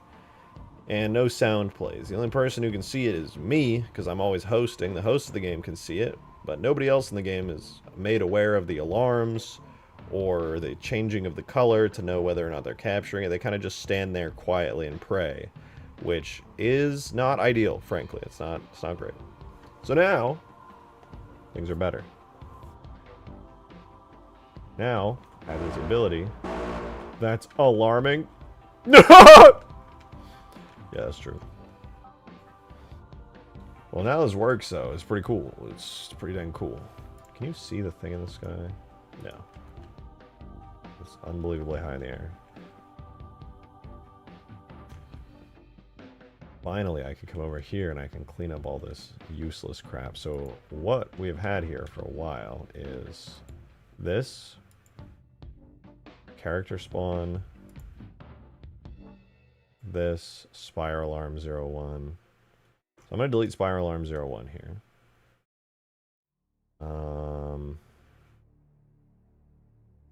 I think spire alarm 02 does actually work. I think this was an FX thing. Spire alarm 01. What is cap spire red? What are you? Oh, this is the, yeah, cap spire red was the King of the Hill spire.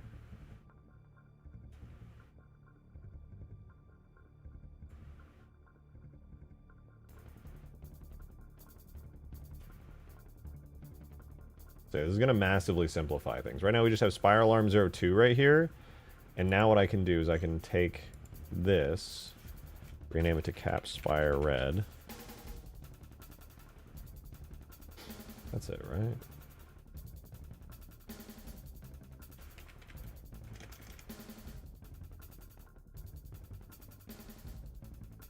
I guess technically this one's backwards.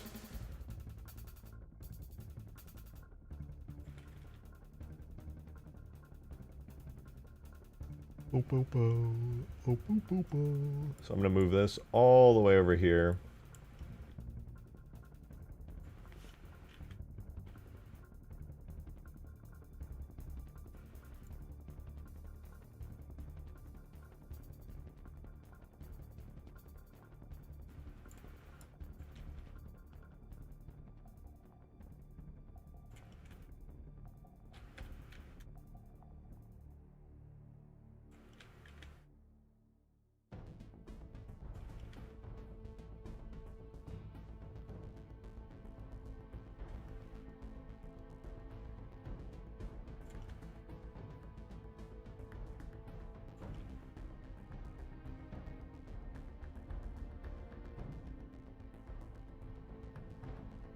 Awesome.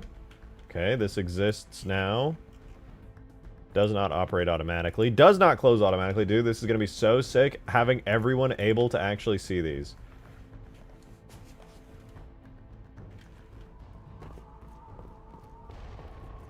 W.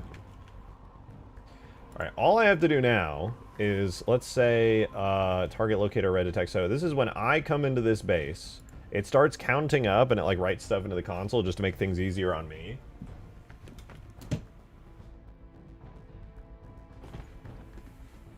So normally what it would do is it would create spire red alarm. We don't have to worry about that, and we don't have to delete any objects. And we don't even have to create any objects, actually. No objects are created or destroyed at all here. We don't even have to worry about any of that. In fact, since no objects are created or destroyed, all we have to do is just set a device group.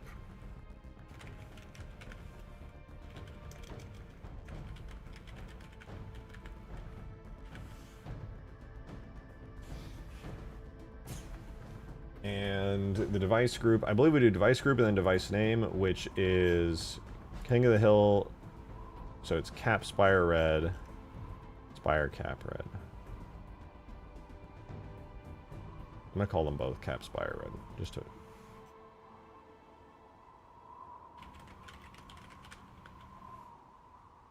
to make it easier.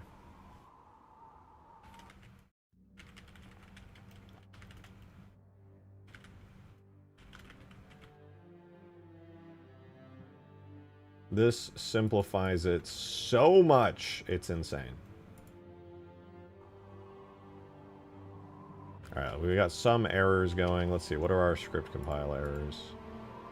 It's not an object name. Oh, right, I have to get rid of all the other crap in here.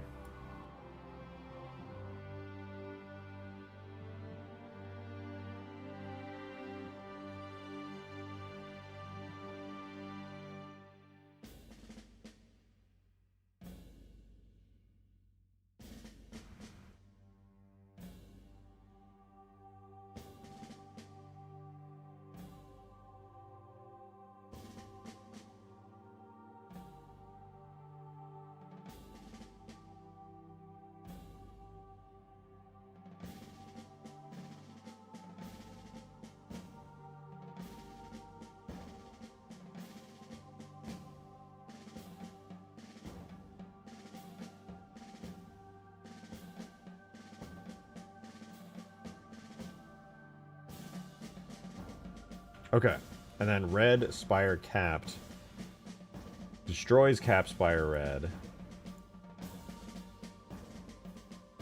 and wakes another script. Do we have any errors now? 699, 753.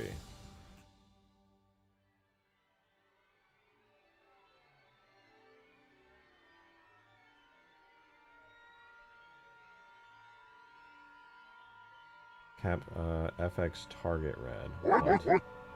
Oh shit, let's go! Derpy Doodah. Thank you for the tenor, man. I appreciate it. An idea, if you get bored, you could make a human equivalent of the BFG. Like porting over the big AA turret on Sword Base in Reach.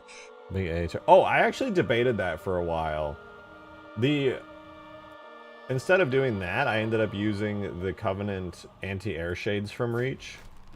But my original plan was to use the exact one you're talking about from the sword base, the human one. Then somebody suggested this instead, and I was like, honestly, it kind of sticks with the Covenant theme. If nobody had suggested that, I probably would have one of those AA cannons just going brrrr and just blasting everything in sight. The good thing about the Covenant ones, though, is that Covenant projectiles and stuff are designed to be, like, more fun against players, because, like, you can see the bullets coming at you rather than them being, like, near hit scan.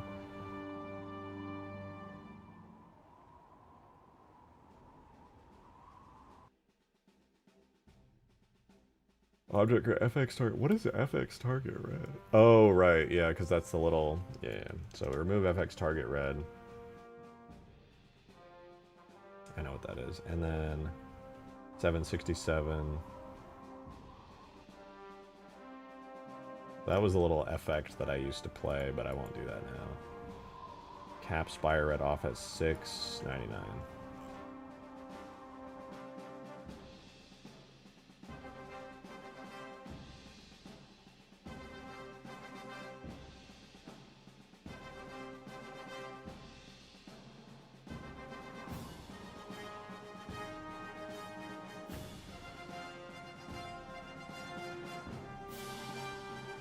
Alright, scripts are successfully compiled now. We need to test. I think technically this should be turning blue instead of red, but I'm not really going to stress about that because I can always recolor it. Oh, wait. Machines. We got to set our King of the Hill Spire off. Run scripts.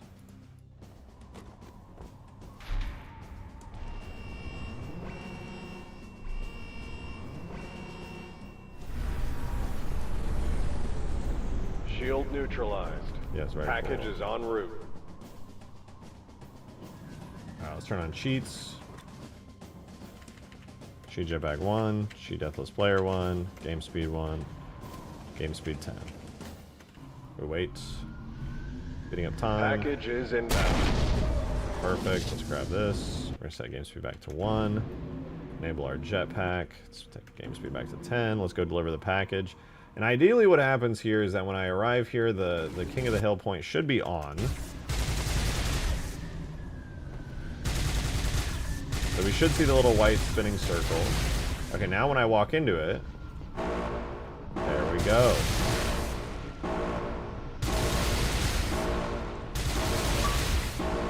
Thank you for the 2 turbo simp. From the beer to the kings to the carton trees. Yeah! Every time I'm out and I'm drunk, I just think to myself, damn, I'd really like to drive my car right now. My keys start jingling. I'm like hallucinating them beginning to jingle. I'm like, damn, they're calling to me. That turret carries teams. I did nerf it for the last play test. It's still really strong, but it's a lot less insane. You definitely have to worry about it, but it's not the like guaranteed insta-kill it used to be.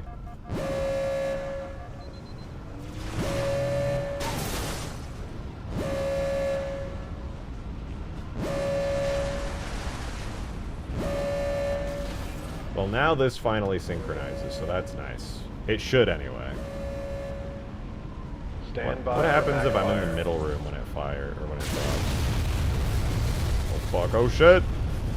Help me! Ah! Oh, fine. Forgot I have cheats on. The side A turret's health a bit. 2 melees to destroy them is too little. Not a bad idea. It's just when I'm in game and I'm fighting them, I do feel like it's challenging, especially when there's like a bunch of banshees and phantoms just like lurking nearby. It's like really hard to drop off players and actually survive.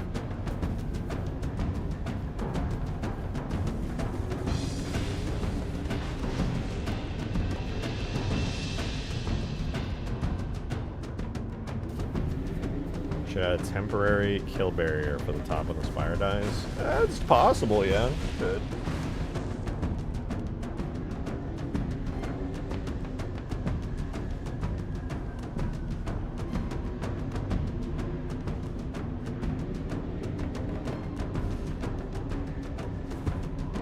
I'm just glad this works because now I can do the same thing on the other side. And I can do it like 10 times easier this time. No more crappy scenery crap going on. What do we have here? Spire Alarm 1, we can get rid of that. It's built into the new object. Spire Alarm 2 is the one we keep. Character spawn for the effect is gone. King of the Hill Spire Red is gone, and the Spire Off is now gone. So all that we leave here is the little alarm number 2, which is just a sound that plays. And I'm pretty sure, correct me if I'm wrong, but you guys hear this really angry sounding alarm play when the Spire is going down, right? That one should sync. Based on my knowledge of how things sync in multiplayer, this last alarm where it goes weep, weep, like once it's going down, I'm pretty sure you can hear that. Yes, I think, okay. I'm pretty sure you can. The way that I understand it syncs, that one should work. It was just the regular one that doesn't. I'm making a new device group here. Cap Spire Blue.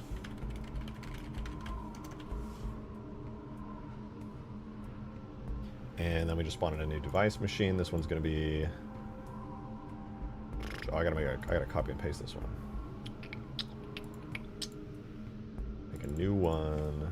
Right now we have the King of the Hill Spire Red. New King of the Hill Spire Blue. Technically, this one will actually have the correct color scheme.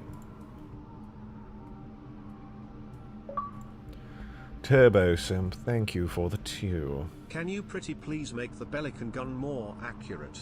Pretty please with a 5th of Henny and a Newport on top. Shit, you're offering some Henny? I can definitely do that.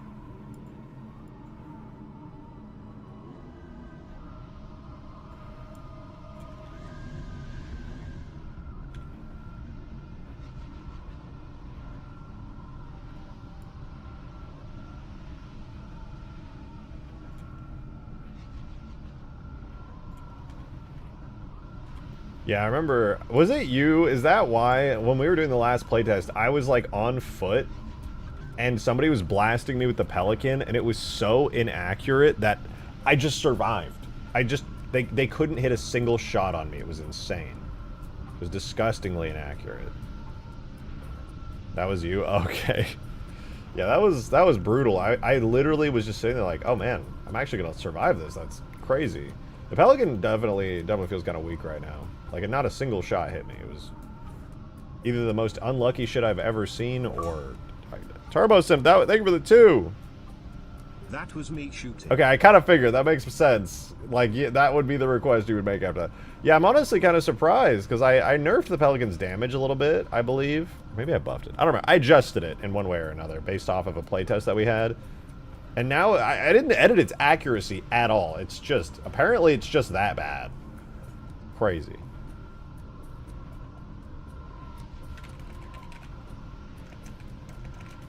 So here's Cap Spire Blue. Let me do this real quick and then I'll position group Cap Spire Blue. Alright, so this now functions. I'm just going to make the same edits that I made to the red team capture. Okay, so detecting blue team locator. Alright, here we go. So this has us doing this right here. So we no longer need to create or destroy any objects when we're doing this. All we're doing is setting a device. This is so much simpler. It's so much nicer, dude.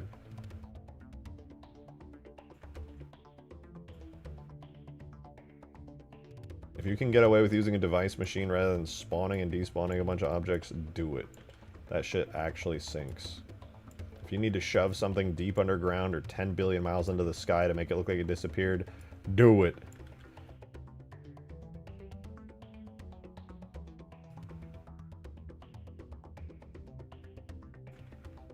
Oh, I have the wrong name for this. Oh, whatever, I'll fix it in a second.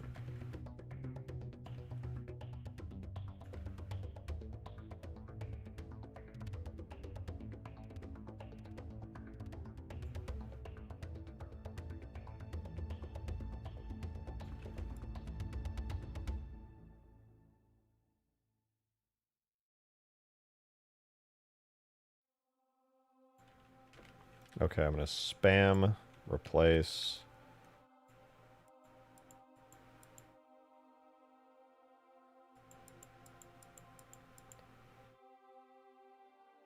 And now we save, and then I'm going to see where the errors are specifically because of that.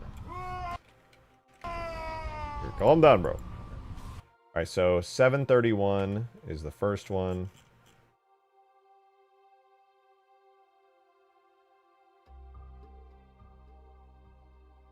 So when the albatross comes in, now we're going to create this object instead of the old one. At 804, we no longer have the funny effect. We don't need it. And then at 1045, probably when it blows up and destroys that object, I presume.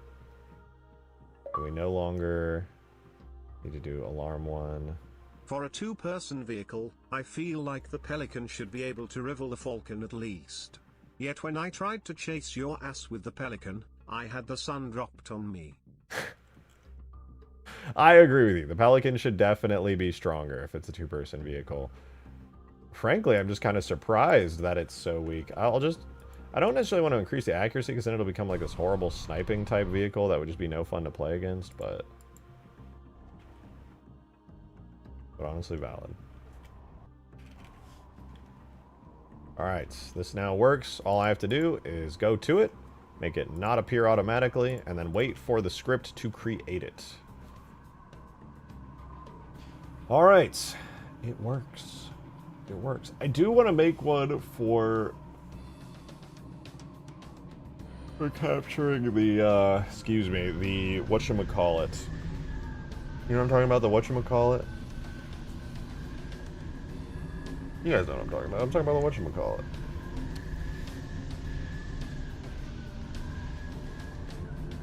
You're like 50 feet away. I know, it was brutal. We need to make one for this. This is also using the old system. We're using the new Starfield update. I haven't played it, but I'm definitely interested in it. I heard a lot of good things about it, so I'm like very interested.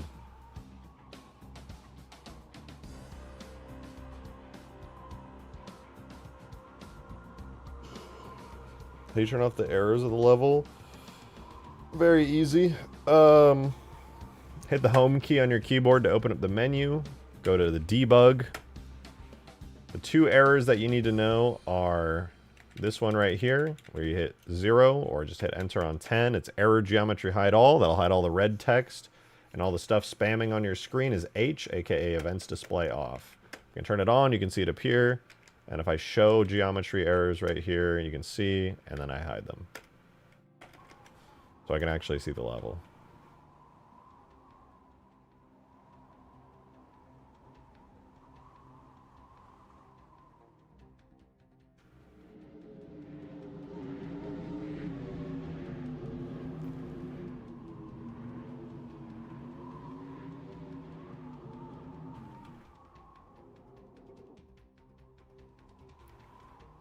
Yeah, my thought is, I like the current system for capturing the,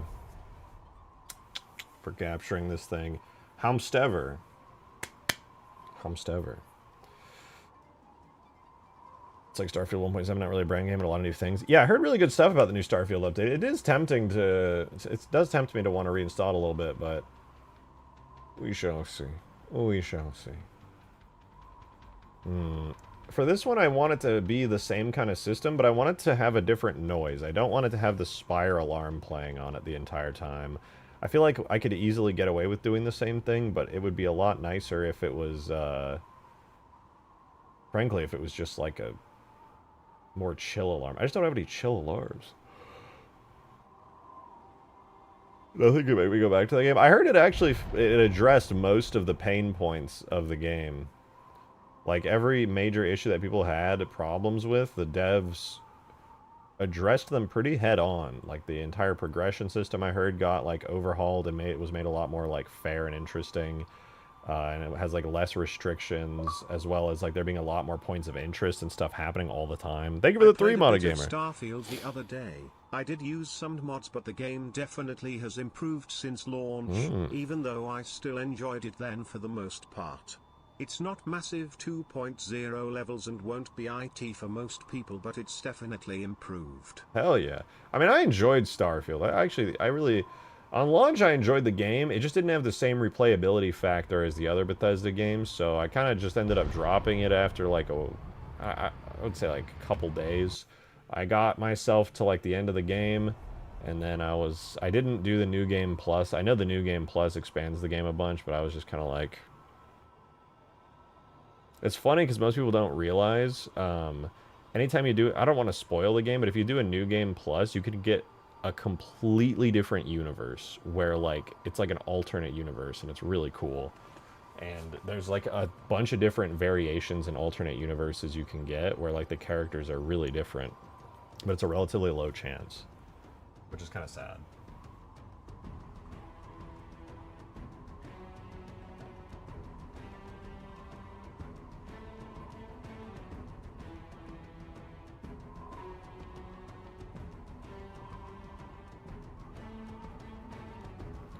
You know what is massive? This anti-air gun, brother! God damn!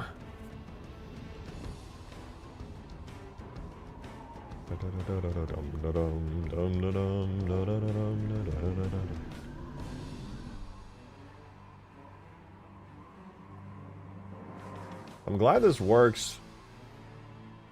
That said, I think it would be wise if I fix the animations on this thing so it stops being able to aim backwards, because, man, does that suck. A lot.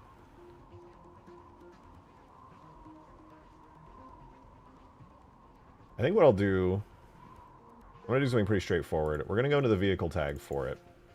And I do have to make a new animation for it. What I'm going to do is I'm going to make a backup of the animation graph. I'm going to do BFG vanilla.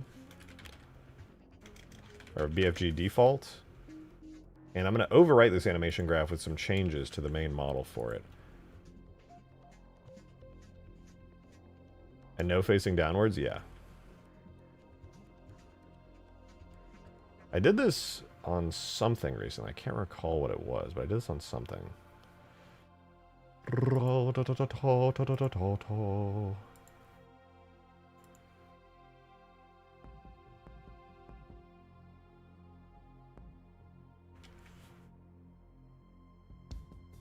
Is this the aiming animation? Yeah, I'm pretty sure I can get away with a lot less keyframes. I'm going to make a new animation. I'm going to call it Aiming 2. And...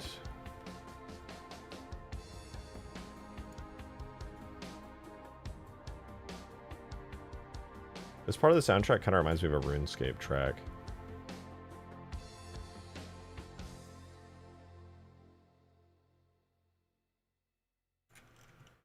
Why is it aiming that way by default? What the fuck?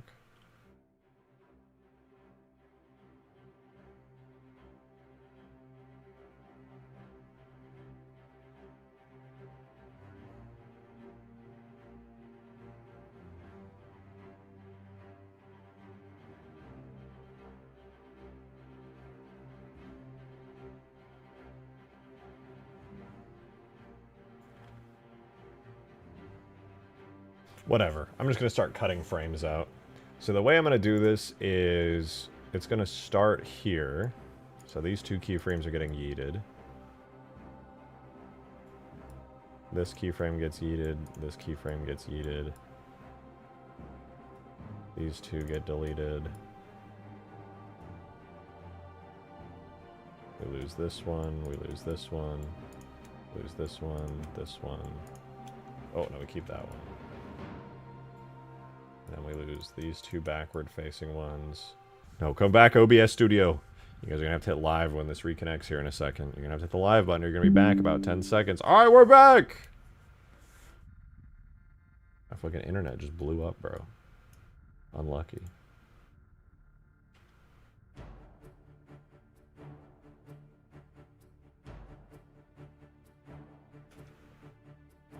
Make sure to hit the live button. Or else.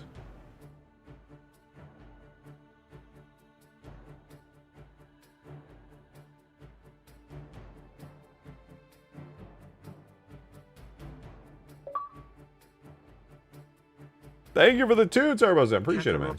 Kakarot. Kakarot. Kakarot. Kakarot. Kakarot. Give me a K, give me a, give me a K, give me a, give me a R, give me a, give me a T. I'm having a stroke. What does that spell? Metal cooler. Metal cooler. That was the worst bot ever, dude. Fucking, I wake up to the most spam I've ever seen in the server. And guess what? It's fucking green. He did it. It's literally him. He decided that, yes, modded gamers, new bot that just spams metal cooler at you every time you say metal cooler is a good idea.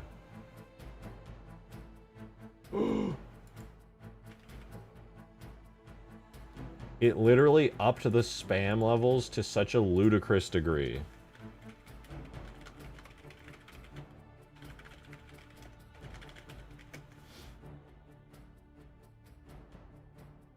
Alright, the BFG should be better, but let's see here.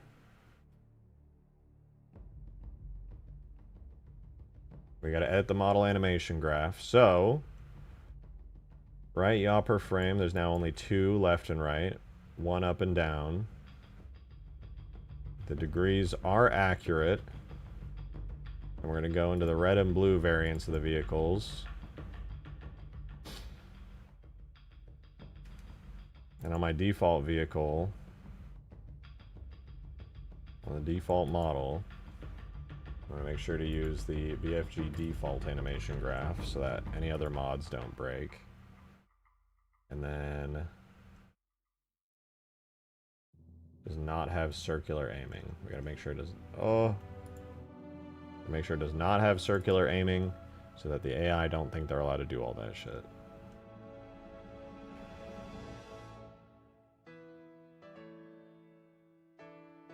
Game chat last night was on freak mode. Was it? I felt like it wasn't that crazy.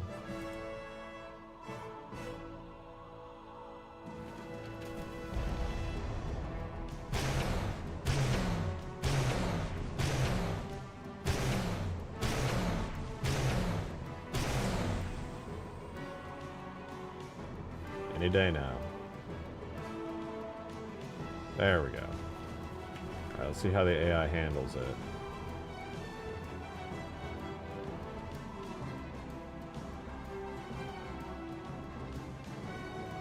Still able to look around just fine, I think.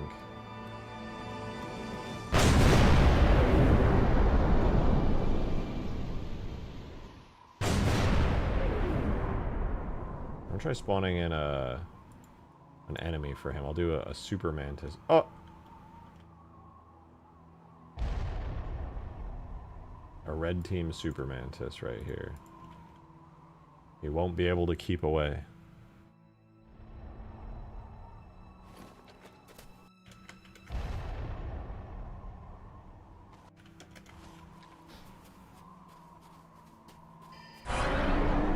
Oh!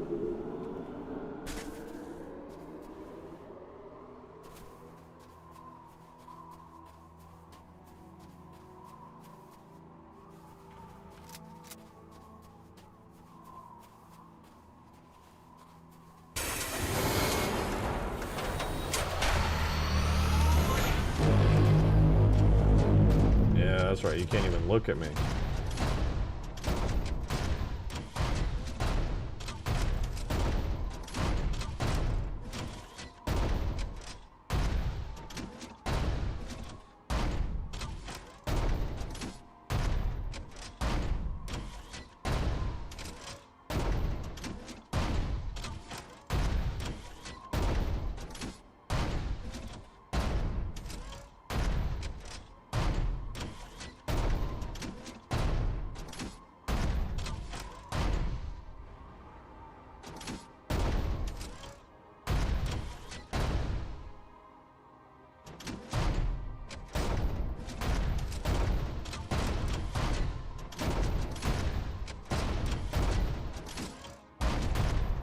Add a volume under so it ignores you.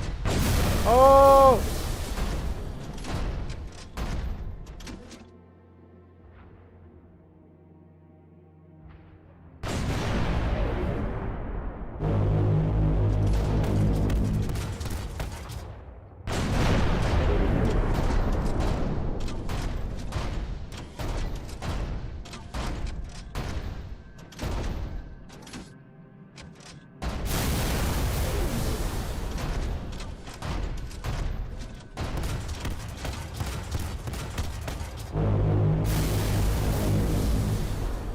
I'm tanking these shots right now. It's actually crazy. I'm in pain.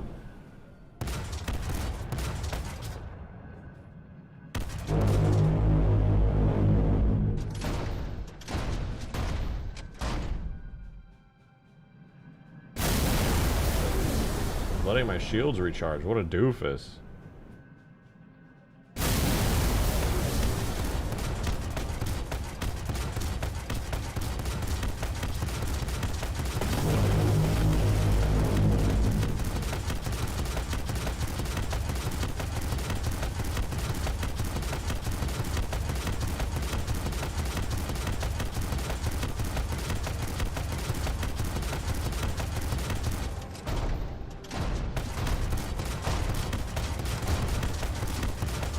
He's gonna shoot me, I'm gonna blast him right in the core. He's not ready for it. It would be great if he would shoot me though. Like if you could shoot me, that'd be great.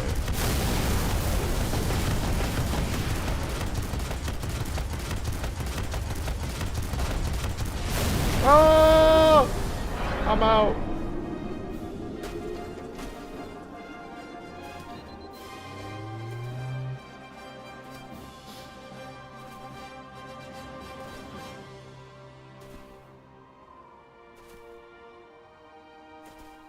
Yeah, I'll see if I can make a zone where the AI ignores players. But I'm not sure. I'm just gonna make sure he can die. I feel like isn't there a bug where you can yep, never mind. You can just shoot the core whenever you want.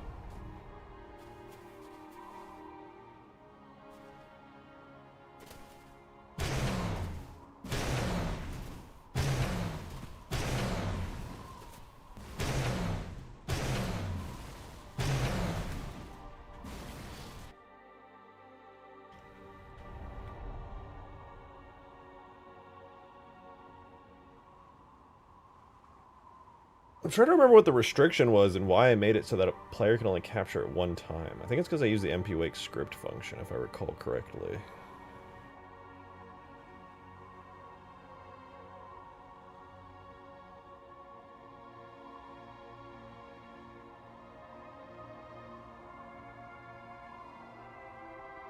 I think that was it.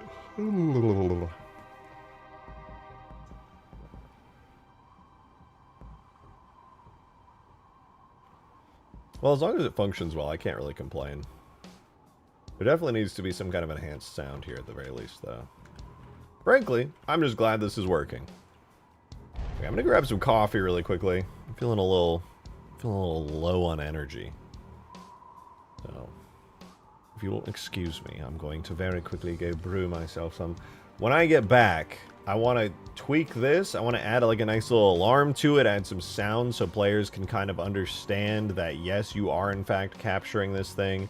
Once that's good, I want to do another playtest with the adjustments to equipment and loadouts, to the Space Phantom, to this thing. Make sure that the capture points actually synchronize.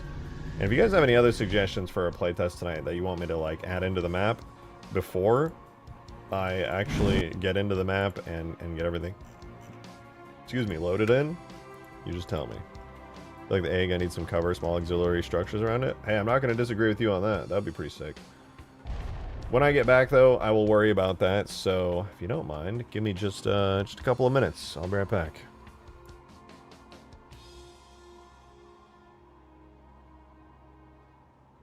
Make people die when the Spire Mag shoots. I'm going to do that, and we'll do damage for the glassing beam.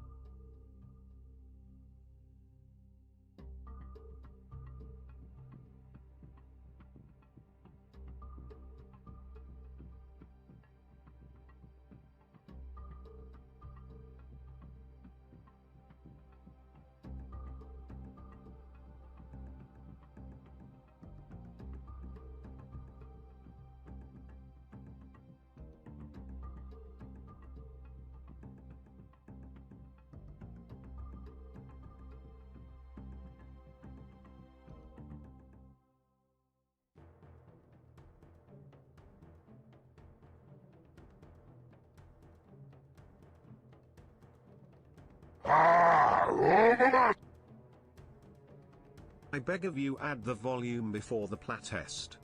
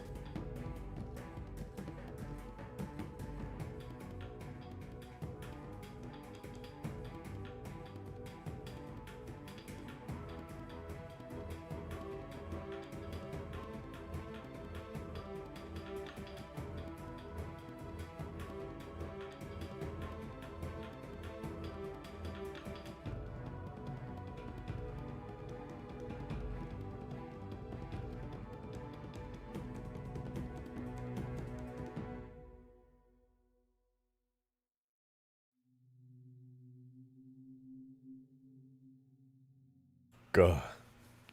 Guys, I know you were worried. You were like, my goodness. Mr. Shotgun, Mr. Rejected. He's gone and probably forgot about us. I didn't forget about you. I could never forget about you.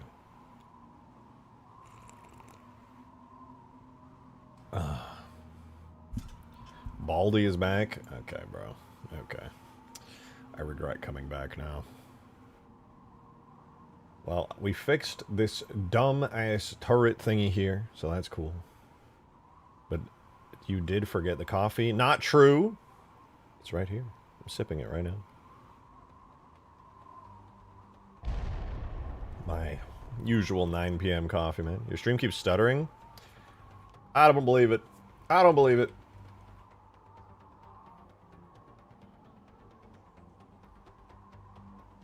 What is this track right now that's playing? I want this to be like the... when a base is under attack. You forgot the dono? Did I? Oh, shit.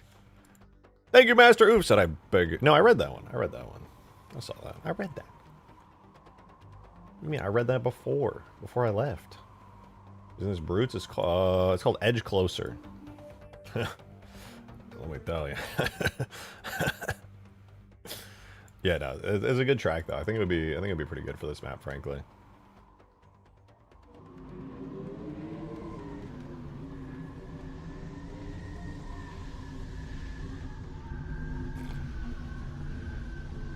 Oh, that's good. That's real good. You know what? As much as I do want to make the capture point have a bunch of sound and stuff for this, I think it'd be way cooler if we did the capital ship having gigantic, massive, enormous, large, explosive damage and having it like push people back a crazy amount. Because right now, it doesn't do that. And according to everything I've calculated, that is extremely lame and not epic. And while your suggestion was very good, Master Oof, and well, I will do that. I think it's way more important that we get a badass capital ship causing insane damage. But volume? If you want volume, I'll turn my volume up. Big and large and also huge. Actually, I decided that this mod is the tiniest, most insignificant, smallest mod ever made. It's probably the tiniest, worst, smallest scale, tiny proto-arena map, maybe ever. I'm done with the big and large. Now it's all about the small. I want a 1x1 box map. Like Trust Exercise. Remember when Green made that mod and it's just a tiny room with a space pickle in the middle? And you just have to trust that nobody blows it up. Oh, dude. Oh my god. I hope Green goes back to making wipeout maps now that the mod browser is going to be out. That would be crazy cool. See, everything is more important than the big one-shot aim bot gun. Bro, what? I never said it was more important. I just said I wanted to work on it. Don't put words in my mouth. Or I'll put something in yours, you know what I'm saying? I'm trying to remember where I put the capital ship. I believe I put it in the map here. Yeah, I did. Okay, dope. Halo Obby 1. Dude. Back in my day, we called them parkour maps. Okay? And it was really cool. Fucking Obby. Obby should not be short for obstacle course, okay? Obby is short for obsidian. As in the obsidian cape in RuneScape. Is it obsidian? Abyssal? What the fuck is it short for? I forgot. It's been so long. It's obsidian, right? Am I tripping?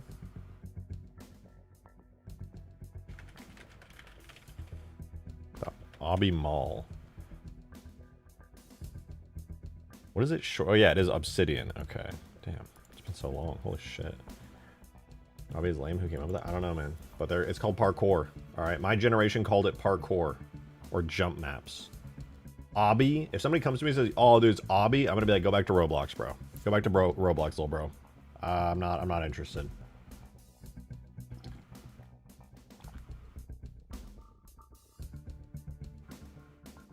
We call it B-hop maps. We call it parkour maps. We call it jump maps. It ain't Obby. Not around these parts, dude. Alright, so we have an attachment on this. we have this damage effect, which has a marker. And it just needs to be timed correctly as far as I can tell.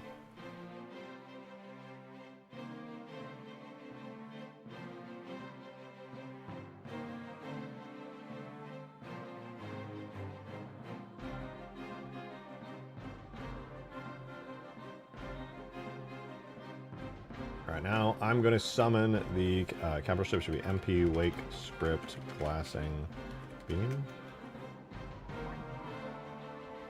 Or is it just Glassing? Okay, it was Glassing. We're going to debug damage here so we can actually see. We'll debug damage with Radius. We'll do Verbose as well.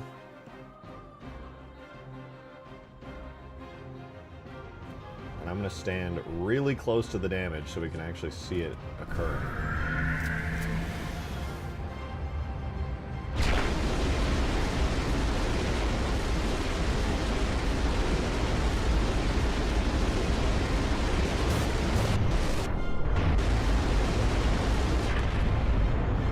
It doesn't really seem to have done anything, so because it didn't seem to do anything, even though it was in the map and playing correctly, I'm going to double check what's going on here. So we have side effect none. It's a high explosive type with a radius of 50. AoE core radius. It goes 5 to 15 damage per. Honestly, not very much damage. I'm going to do 15 to 15. We're going to have no advanced AoE core. It's just going to fucking obliterate everything. It says only hurts shields. Transfer damage uses man. Rider transfer damage. Fine. Instantaneous acceleration. I need it to be like 5.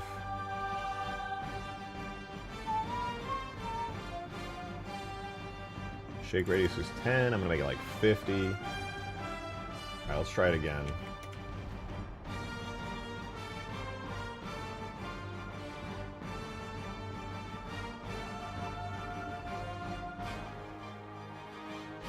Maybe it was glassing, dude. I might have had it right the first time.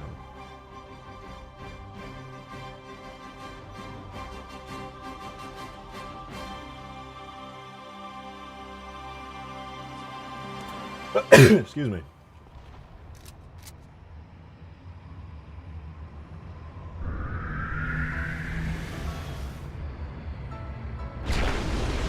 Kill me! Kill me, kill me, kill me! Didn't do anything again. Very weird that it's not doing anything. Explosion, large hacks. Everything about this is really normal, really straightforward.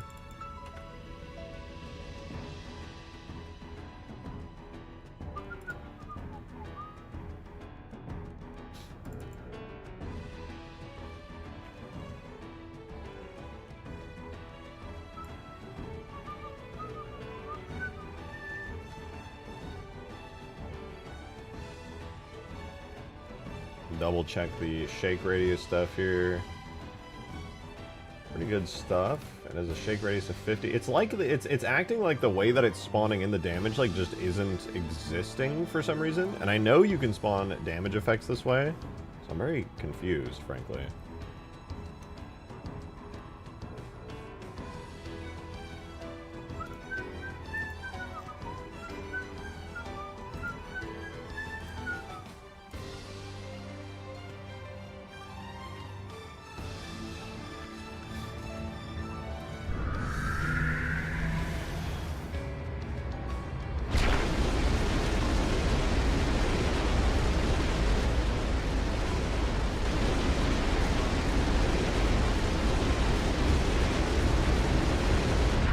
That should have obliterated us. Absolutely should have obliterated us.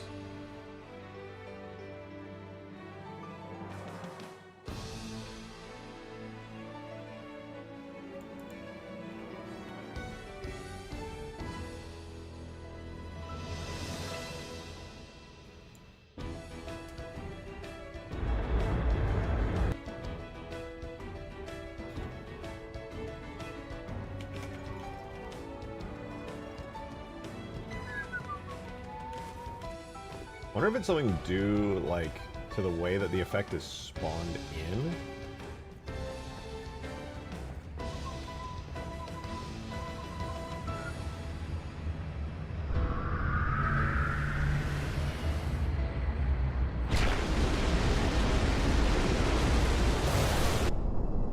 Like, that's the radius of the effect. It should be annihilating everyone and everything there.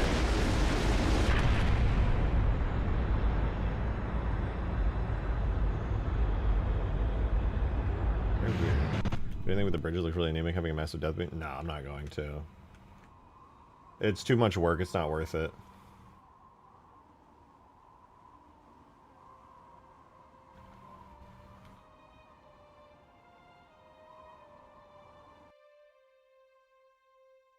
I genuinely don't know what could be causing issue here.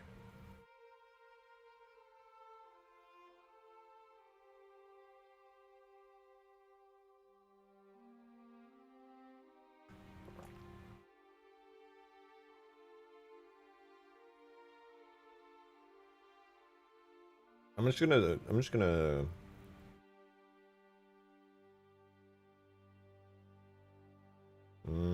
what am I gonna do?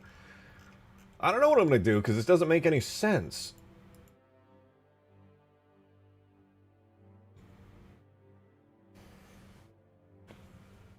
Foreigner metal can handle almost anything unless it's Halo 2.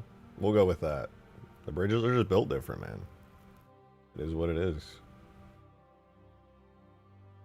You know who made those bridges? It's a guy. His name was Bill Dipperly.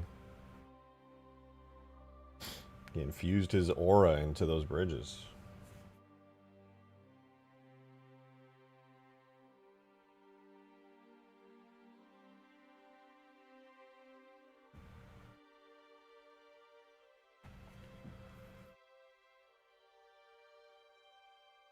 Yeah, frankly, I'm just a little confused. They're spawning in. Oh, JS. Okay, that's true. JS did, in fact, build those bridges. Also, be sure to hit the live button. Apparently, I know my stream cut out earlier, so some of you guys might be like 10 seconds behind because of the stream disconnecting briefly. So make sure you hit the live button and you're not in the past. Can you make a bridge texture have a temporary glow after the beam? Yeah, I could. That'd be actually not super challenging, to be honest. It'd be pretty straightforward. Just time it with a script, call it a day.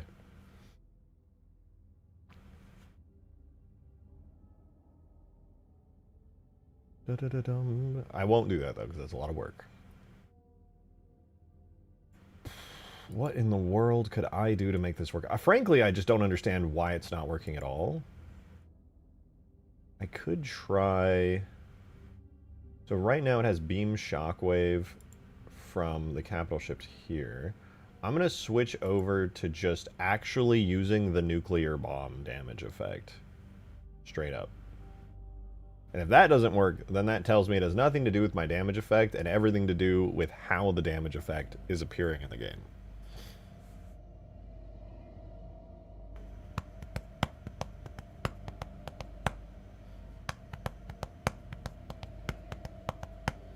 Spawn 100,000 kill balls. Very simple. I mean, I could always just spawn a projectile that, like, fires down at the same rate, but I want to have control over where the damage is happening at. I very carefully mapped out and animated where the damage occurs so that it would work the way that I'm doing it.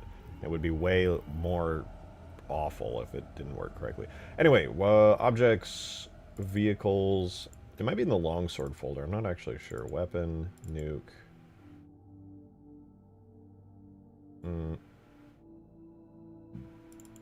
Yeah, okay, it's in objects, me.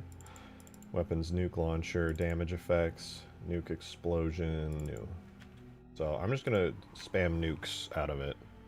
And if nothing blows up, then it is what it is. So I'm now going to be nuking the map twice per second. W. Okay, the shake radius is working on the nuke.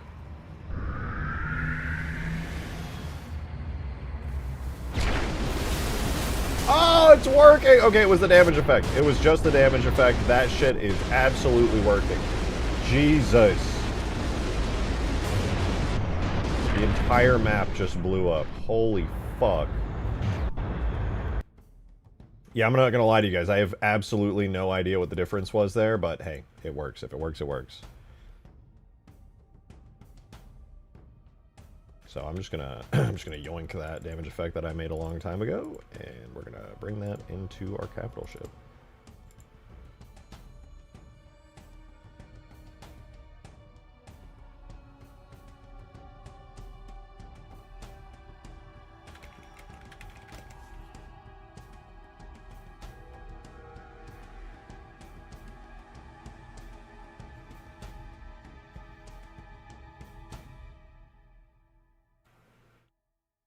We'll do capital ship, FX, beam, damage, dot effect. God damn it.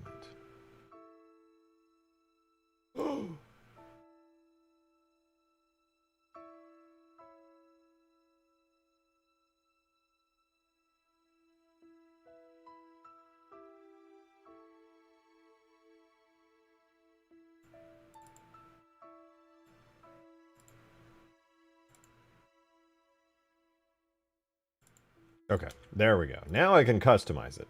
Before I customize, I'm going to double check that it works one more time.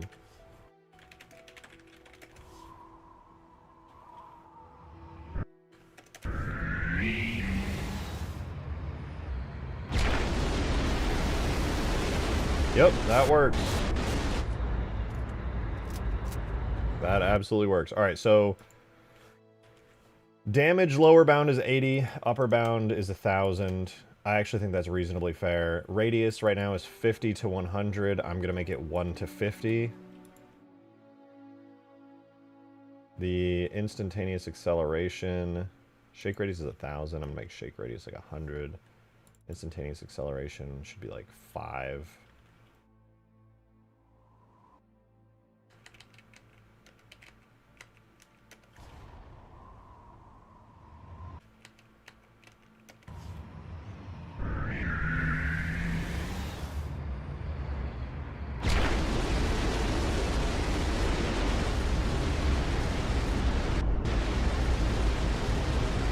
That broke it.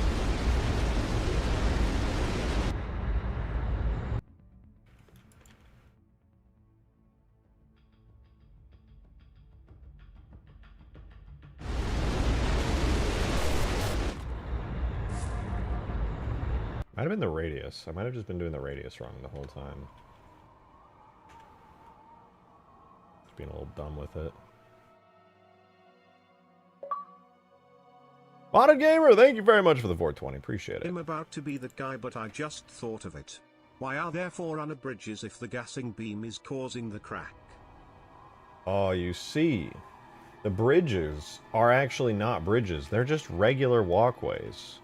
It just so happens that there's something important enough to dig for under the walkways. Duh.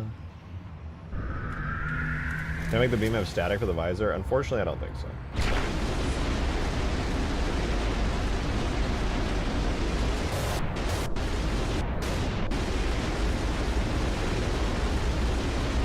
But you did give me an idea. I want to add some screen shake, because this technically is supposed to have some screen shake on it.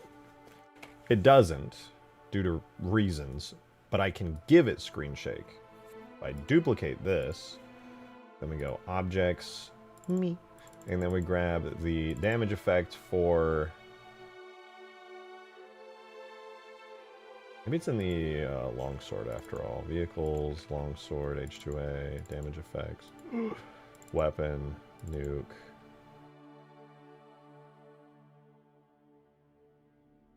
Where's the shockwave, man?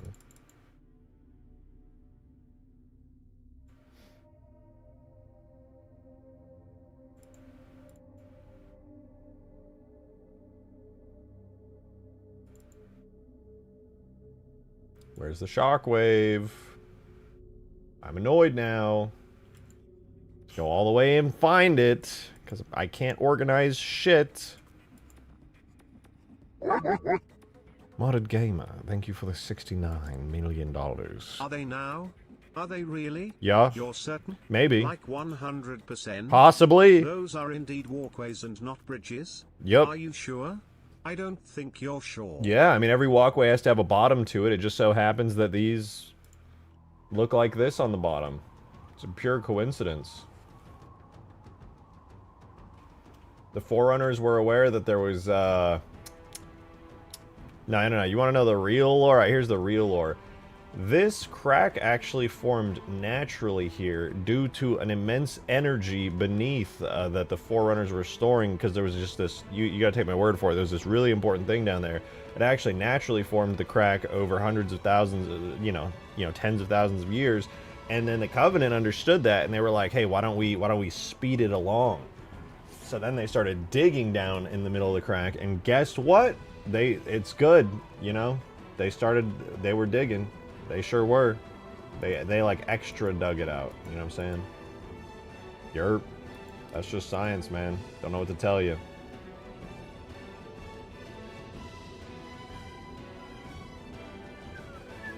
Oh, there it is. Screen shake damage effects is in weapon nuke FX.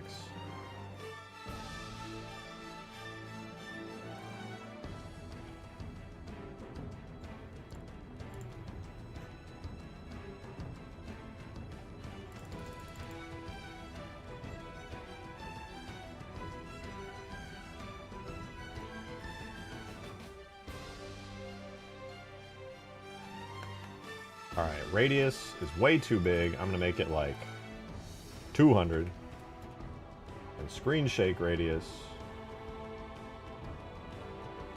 is 0, apparently.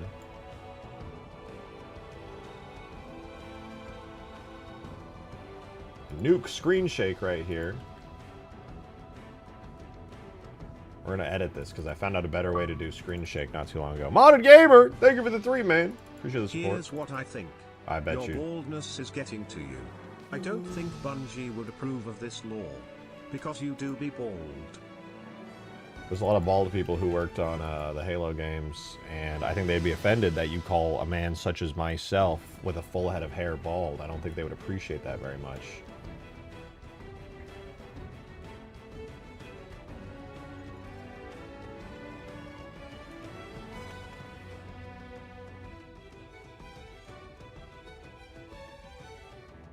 I think that's rather rude. Frank O'Connor maxing, you take that back.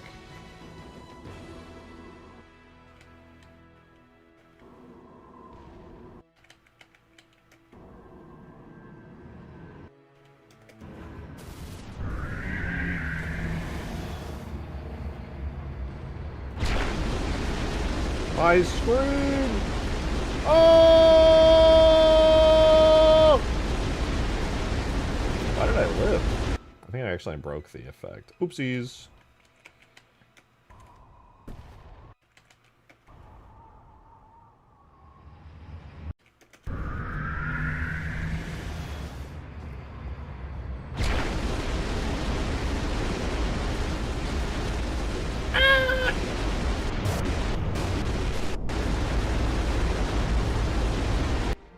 Oh, that's right. I remember the trick to it. Hold on. I have this thing here where I have the screen shake. Duration bounds. So what I actually have to do is call this shake.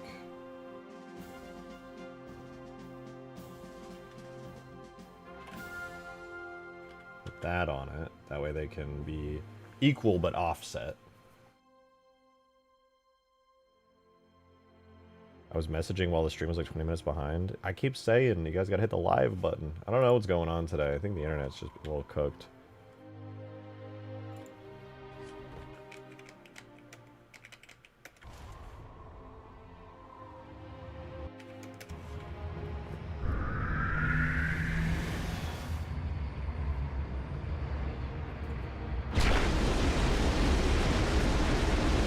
Help!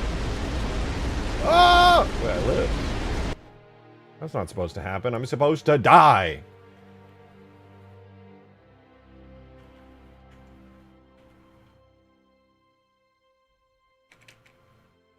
Be cool if the beam was so bright it darkened the rest of the map like the Scarab explosion. You know what? That's actually pretty doable. Now that you mention it. I should definitely do that.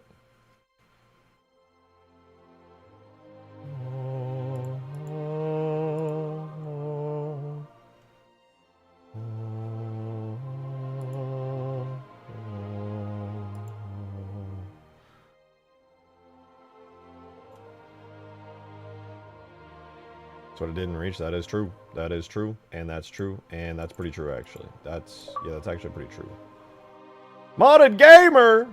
Your chrome dome reflected the beam, thus not killing you. It's simple science. Thank you so much. Really appreciate that. That's really cool of you to say. Really brought a lot of joy and wonder into my life when you said that.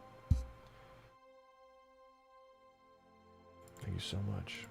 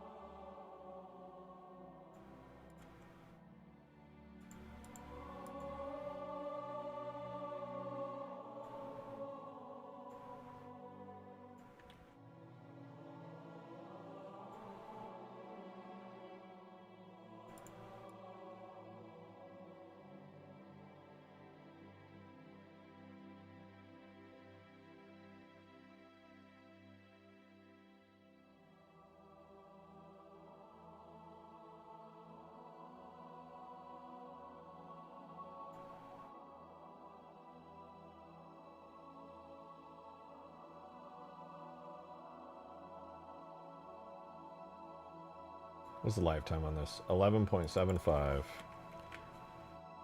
Perfect. Let's try it.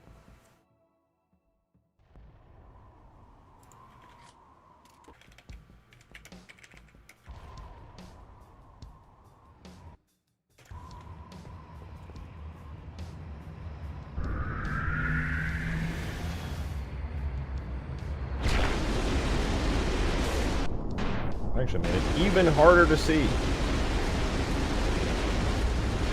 And I lived again. Oh!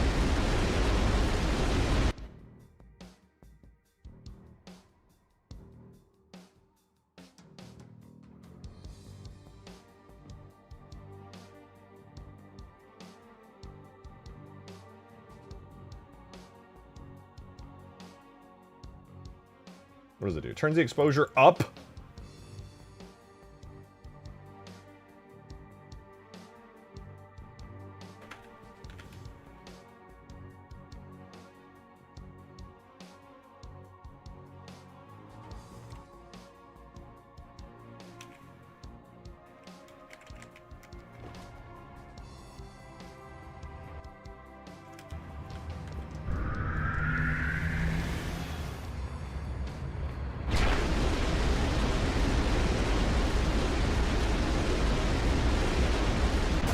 Now we're talking.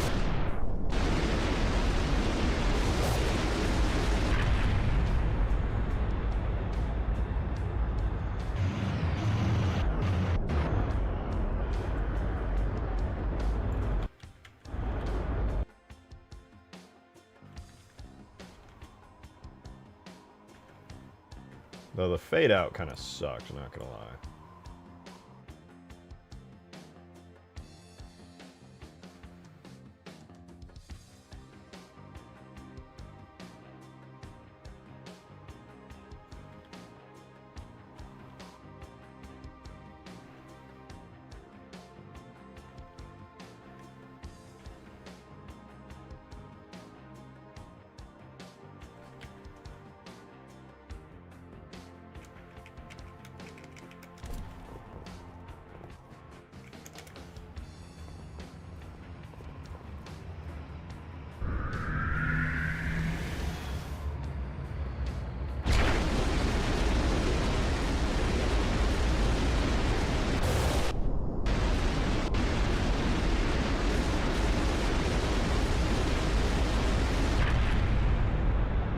Kind of sick. Maybe a little bit heavy on the color.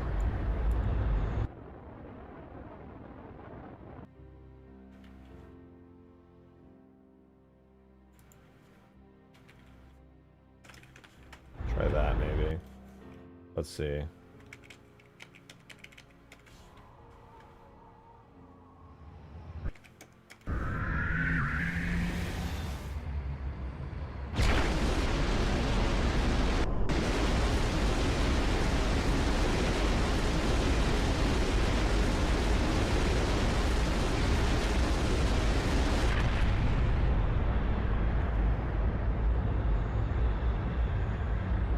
Fade off shouldn't start till the very end. Yeah, in order to make it a little smoother, I'm trying to like find a bit of a solution to it.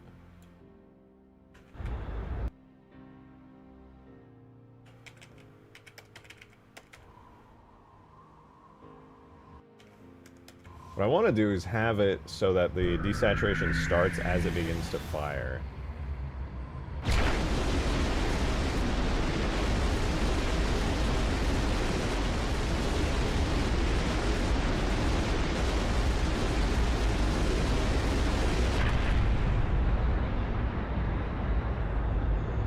Close your eyes and adjust to it. Honestly, it's the best move in my opinion because now I can actually like not have to worry about like the hard cutoff at the end. But I think it's not bad. It's not bad. I'm going to do one for the intro part as well. We have the firing area screen effect and then the initial, which is 0.25 in length. So I should be able to just like duplicate, throw that in there.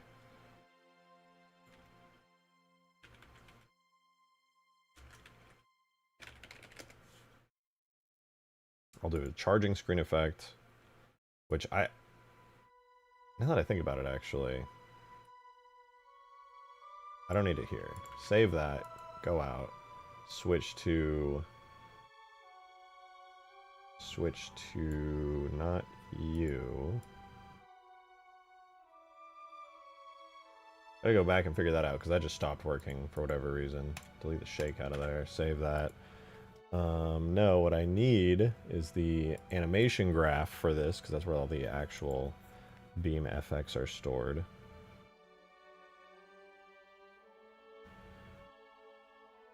Oh, I know what I need to do. Okay. Alright, so digging beam.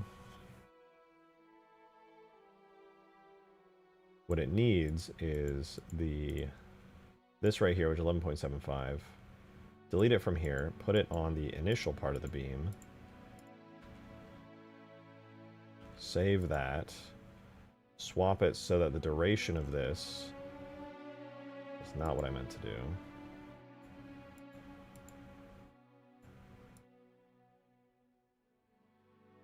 What did I just do?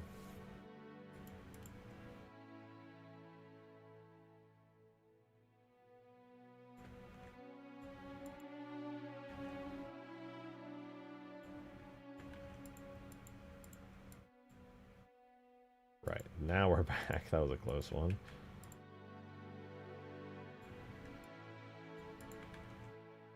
We need this, but instead of it lasting for 11.75 seconds, it should last for 12 seconds.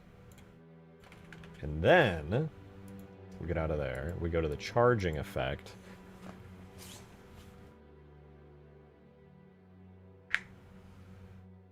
On the charging effect, which, yeah, has one thing here. I will duplicate this, throw that in there, and then swap out the firing screen effect for the charging screen effect, and then we just make a charging screen effect, which what I want to do is have it kind of like have the effect, but like a tamer version of it, and the charging lasts for 4 seconds, so we'll make the lifetime of this thing 4, and we'll do the inverse, where the screen effect kind of like comes into play. It ramps up like that. And what we'll do, kind of have it be like half the intensity of everything. Okay, let's give that a try. Howdy, what up, Dylan? Welcome to the stream, man. We're doing some cool-ass glassing beam stuff right now, trying to make it look like awesome. Which is really not hard to do with a Covenant glassing beam. Let's see, how does the charging screen effect look?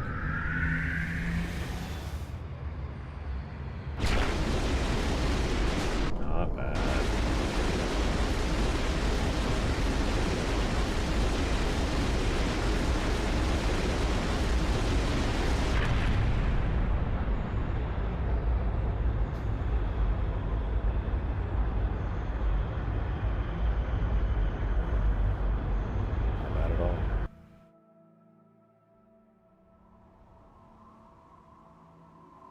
Now I gotta figure out what the hell's going on with the damage, because it looks like I accidentally broke the damage again, somehow.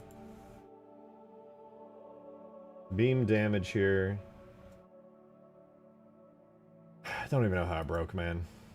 I didn't even change anything.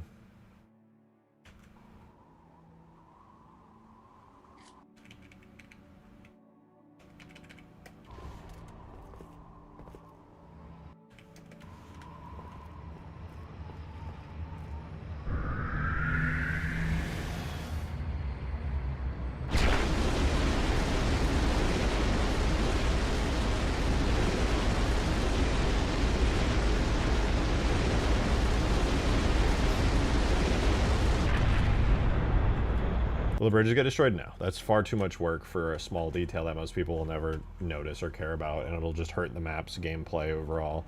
Break the flow of the map. The map is designed around those bridges.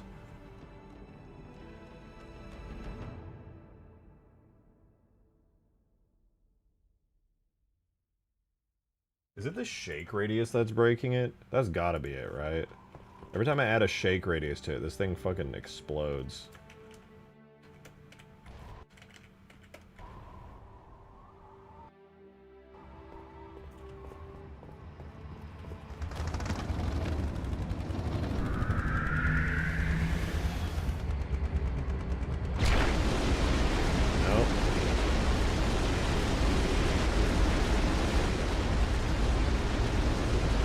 Time to grab the nuke effect again. Because I broke it. Oops.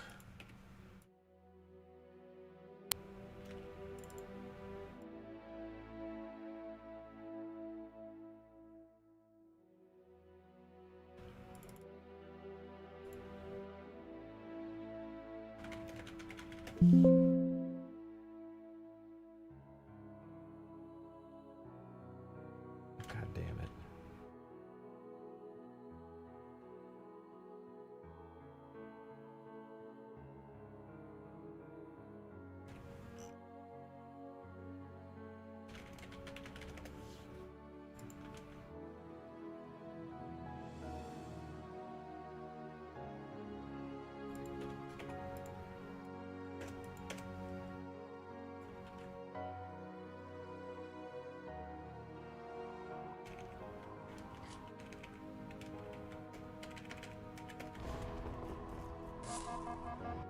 Alright. It works again. Jesus.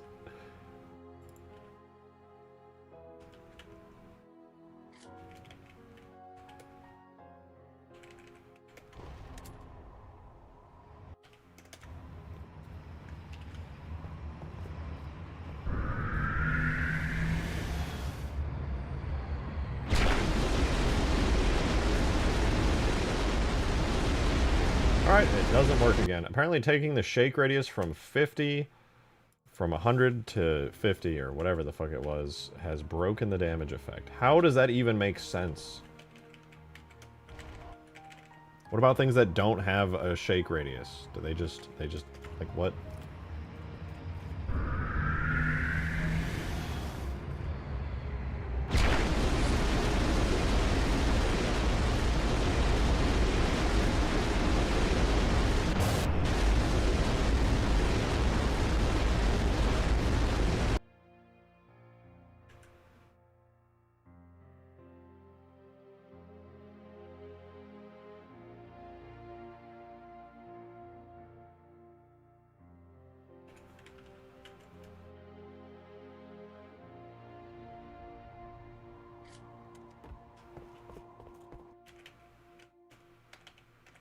Let's give this a try.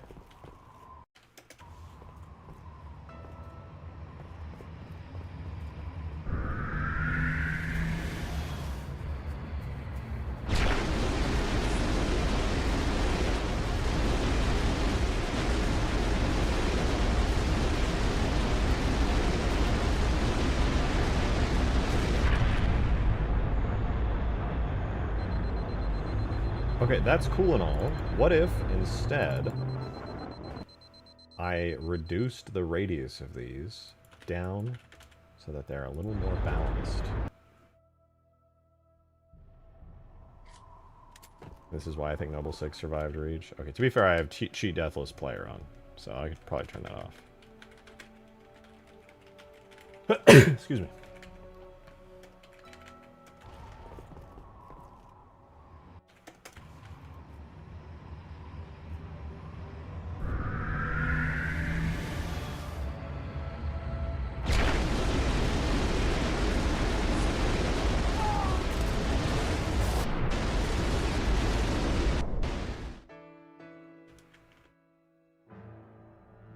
The mongoose has survived somehow.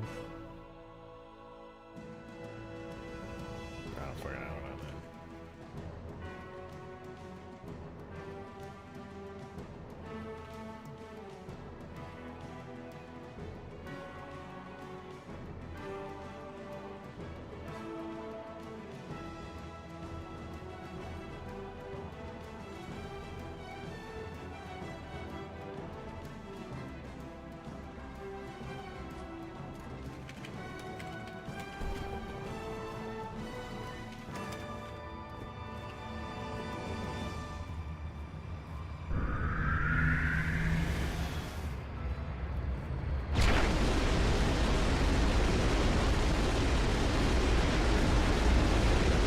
What a weird discrepancy between the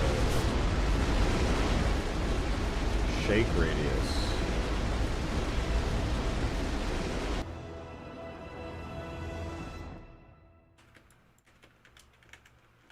I'm so confused by this. I mean, I'm glad it works at all, but like also there's just like weird, nonsensical shenanigans happening with the numbers here.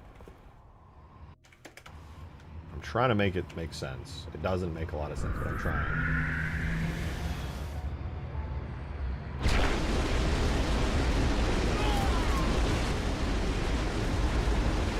Why did I die but the mongooses survived? Riddle me that shit, man.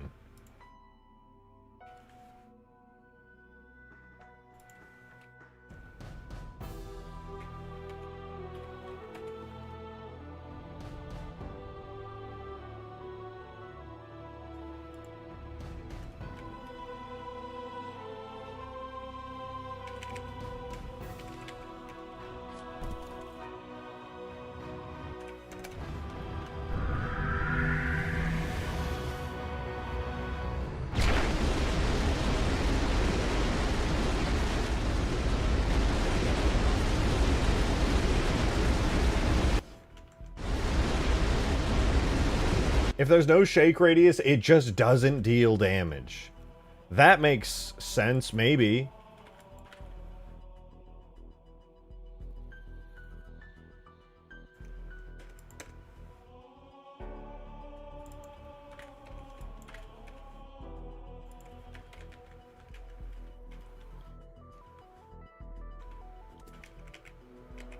I have so many questions, but I honestly don't care as long as it works.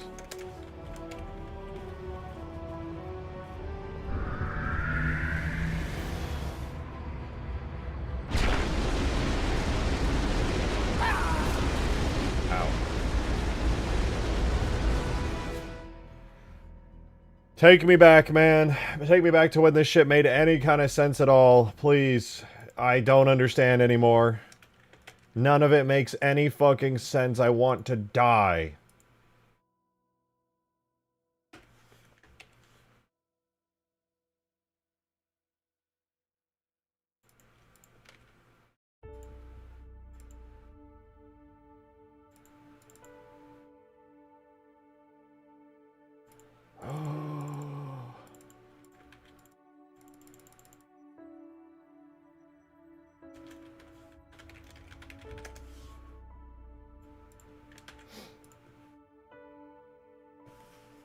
You'd be in it.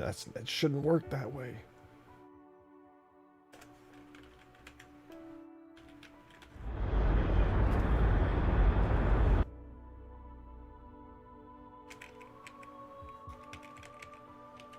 Does this make more or less sense than the TF2 coconut PNG? It's pretty up there. I'm not gonna lie to you, it's pretty up there.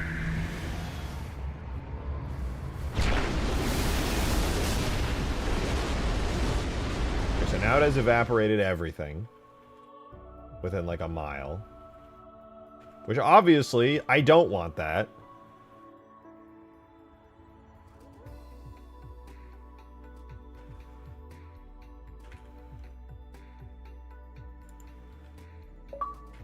So now I'm going to reduce the radiuses of everything to a reasonable amount. Mateus, thank you for the 3! Want to die? Bruh, me too, Mood Kindred. Mood Kindred.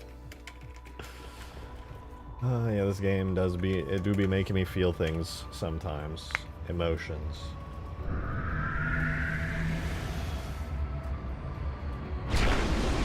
Okay, I broke it again just by changing the shape of the radius of this shit. How? It doesn't make any fucking sense.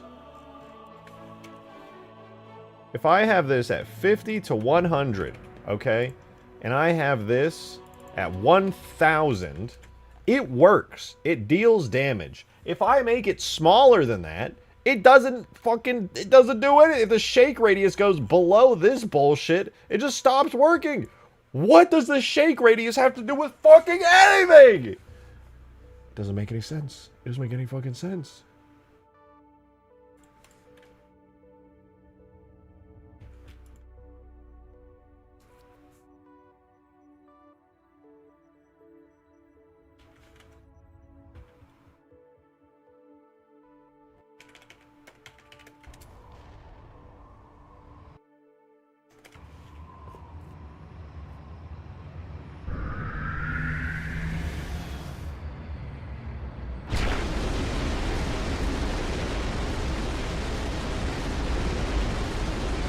So what? I just can't. I'm not allowed to what? Change the radius. I can't do that. So if I change this to 50 to 100, it works. But if I don't, what the fuck, man? It's just a regular boring ass damage effect. You're allowed to change the scale of it. I've done this 1,000 fucking times. What in the hell is happening? It doesn't make any sense. This is the most basic thing ever. And now it works because I made the radius bigger? Like, what the fuck?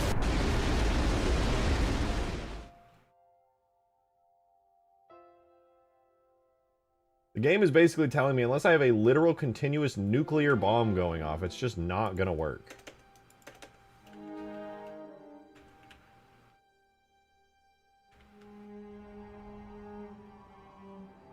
I'm just gonna turn the damage really far down and see what happens. I'm allowed to at least change the fucking damage without making it just not work at all.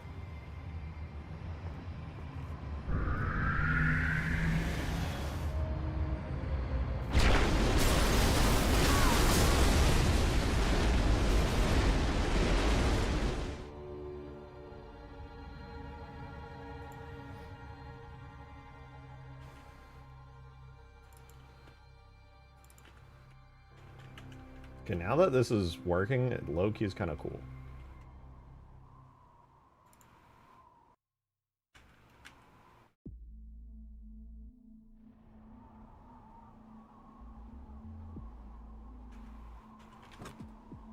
I wonder what happens if I'm like over here when it comes in like this.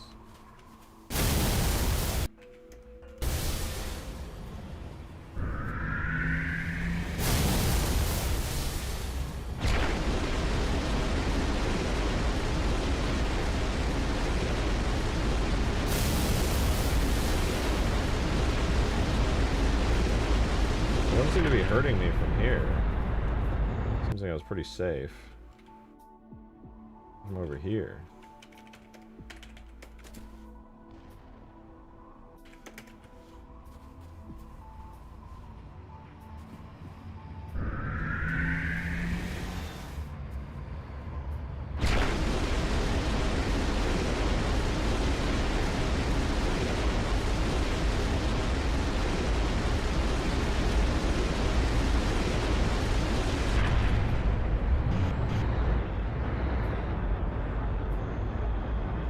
Reduce the damage so much that I feel like it just doesn't do anything I want to.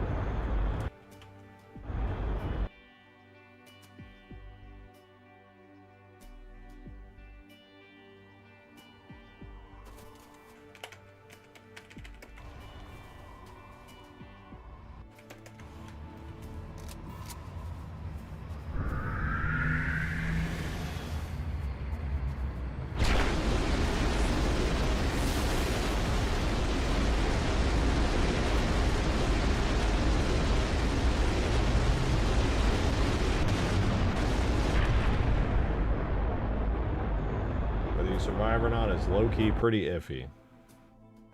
You script that turns the glass beam into the flamethrower on a mega scale? I don't know what that means exactly.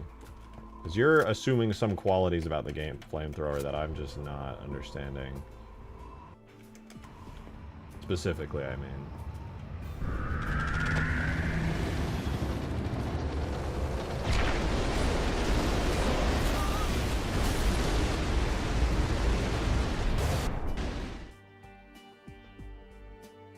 I should probably make this EMP just to... No, Green would scream and cry and piss himself.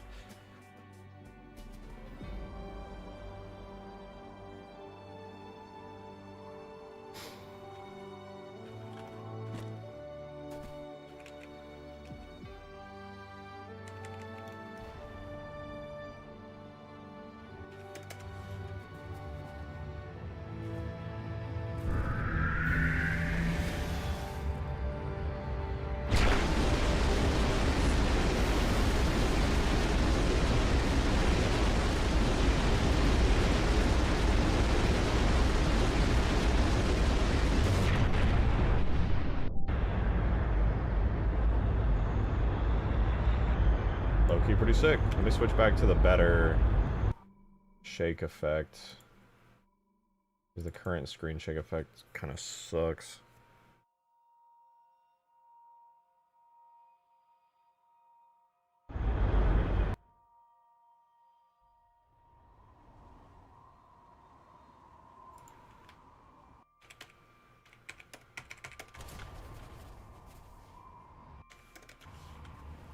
Holy shit, that's a lot of screen shake.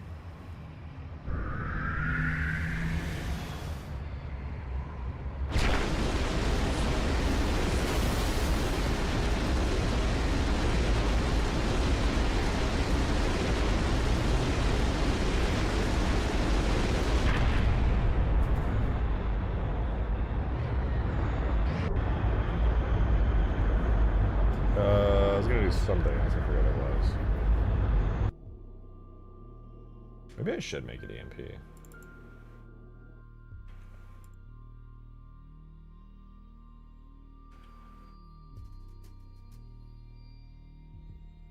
Eat your heart out, Green. He'll EMP you now.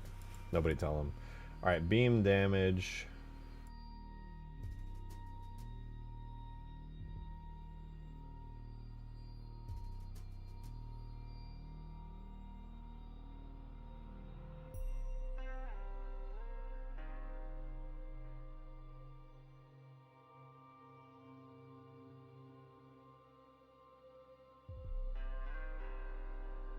What was the last thing that I should probably do on beam damage? Is insert something called a delay.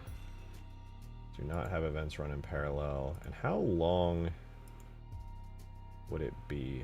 I guess I just kind of have to eyeball it. I'll give the delay a 15-second duration, see if that's enough. We're trying to make it basically so the glassing beam kind of just stops. Or like doesn't run until the beam actually fires.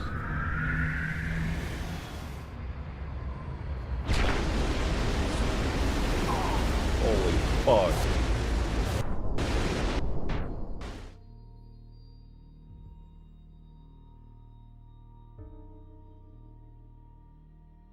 Well, that worked pretty good.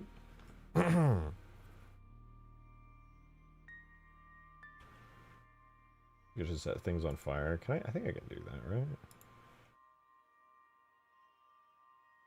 No, because being set on fire is like having fire projectiles attached to you. I don't think I can do that.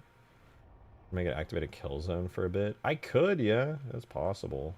But an insta kill is kind of boring. Like a dynamic kill like this is a lot more interesting to me. I was an Ultimate Force 2.0 game night with Halo YouTube content creators. I would love to do it. I've been really behind on making videos and content on Ultimate Force 2.0, so I want to put that out to kind of get the word out first. But yes, I would love to do that.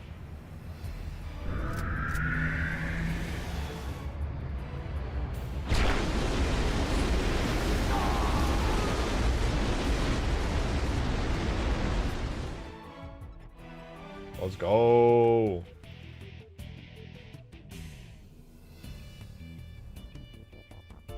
Okay, last but not least on this, I need to adjust this. I think it needs to be like 16.5 seconds, I would say. I just want to make sure that the beam actually works correctly when it...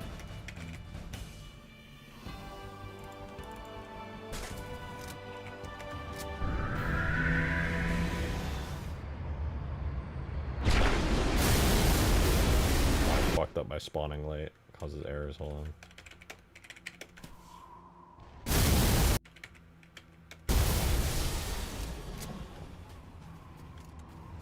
Chill, bro.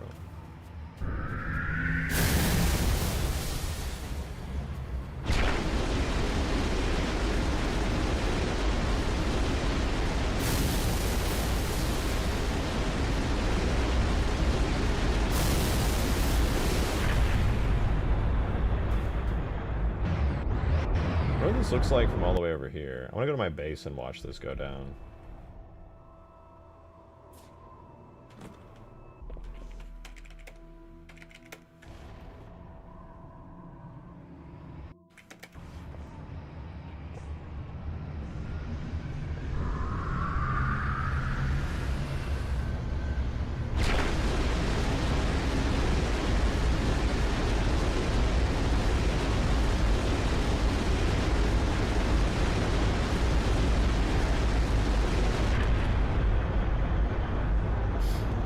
God, that goes hard.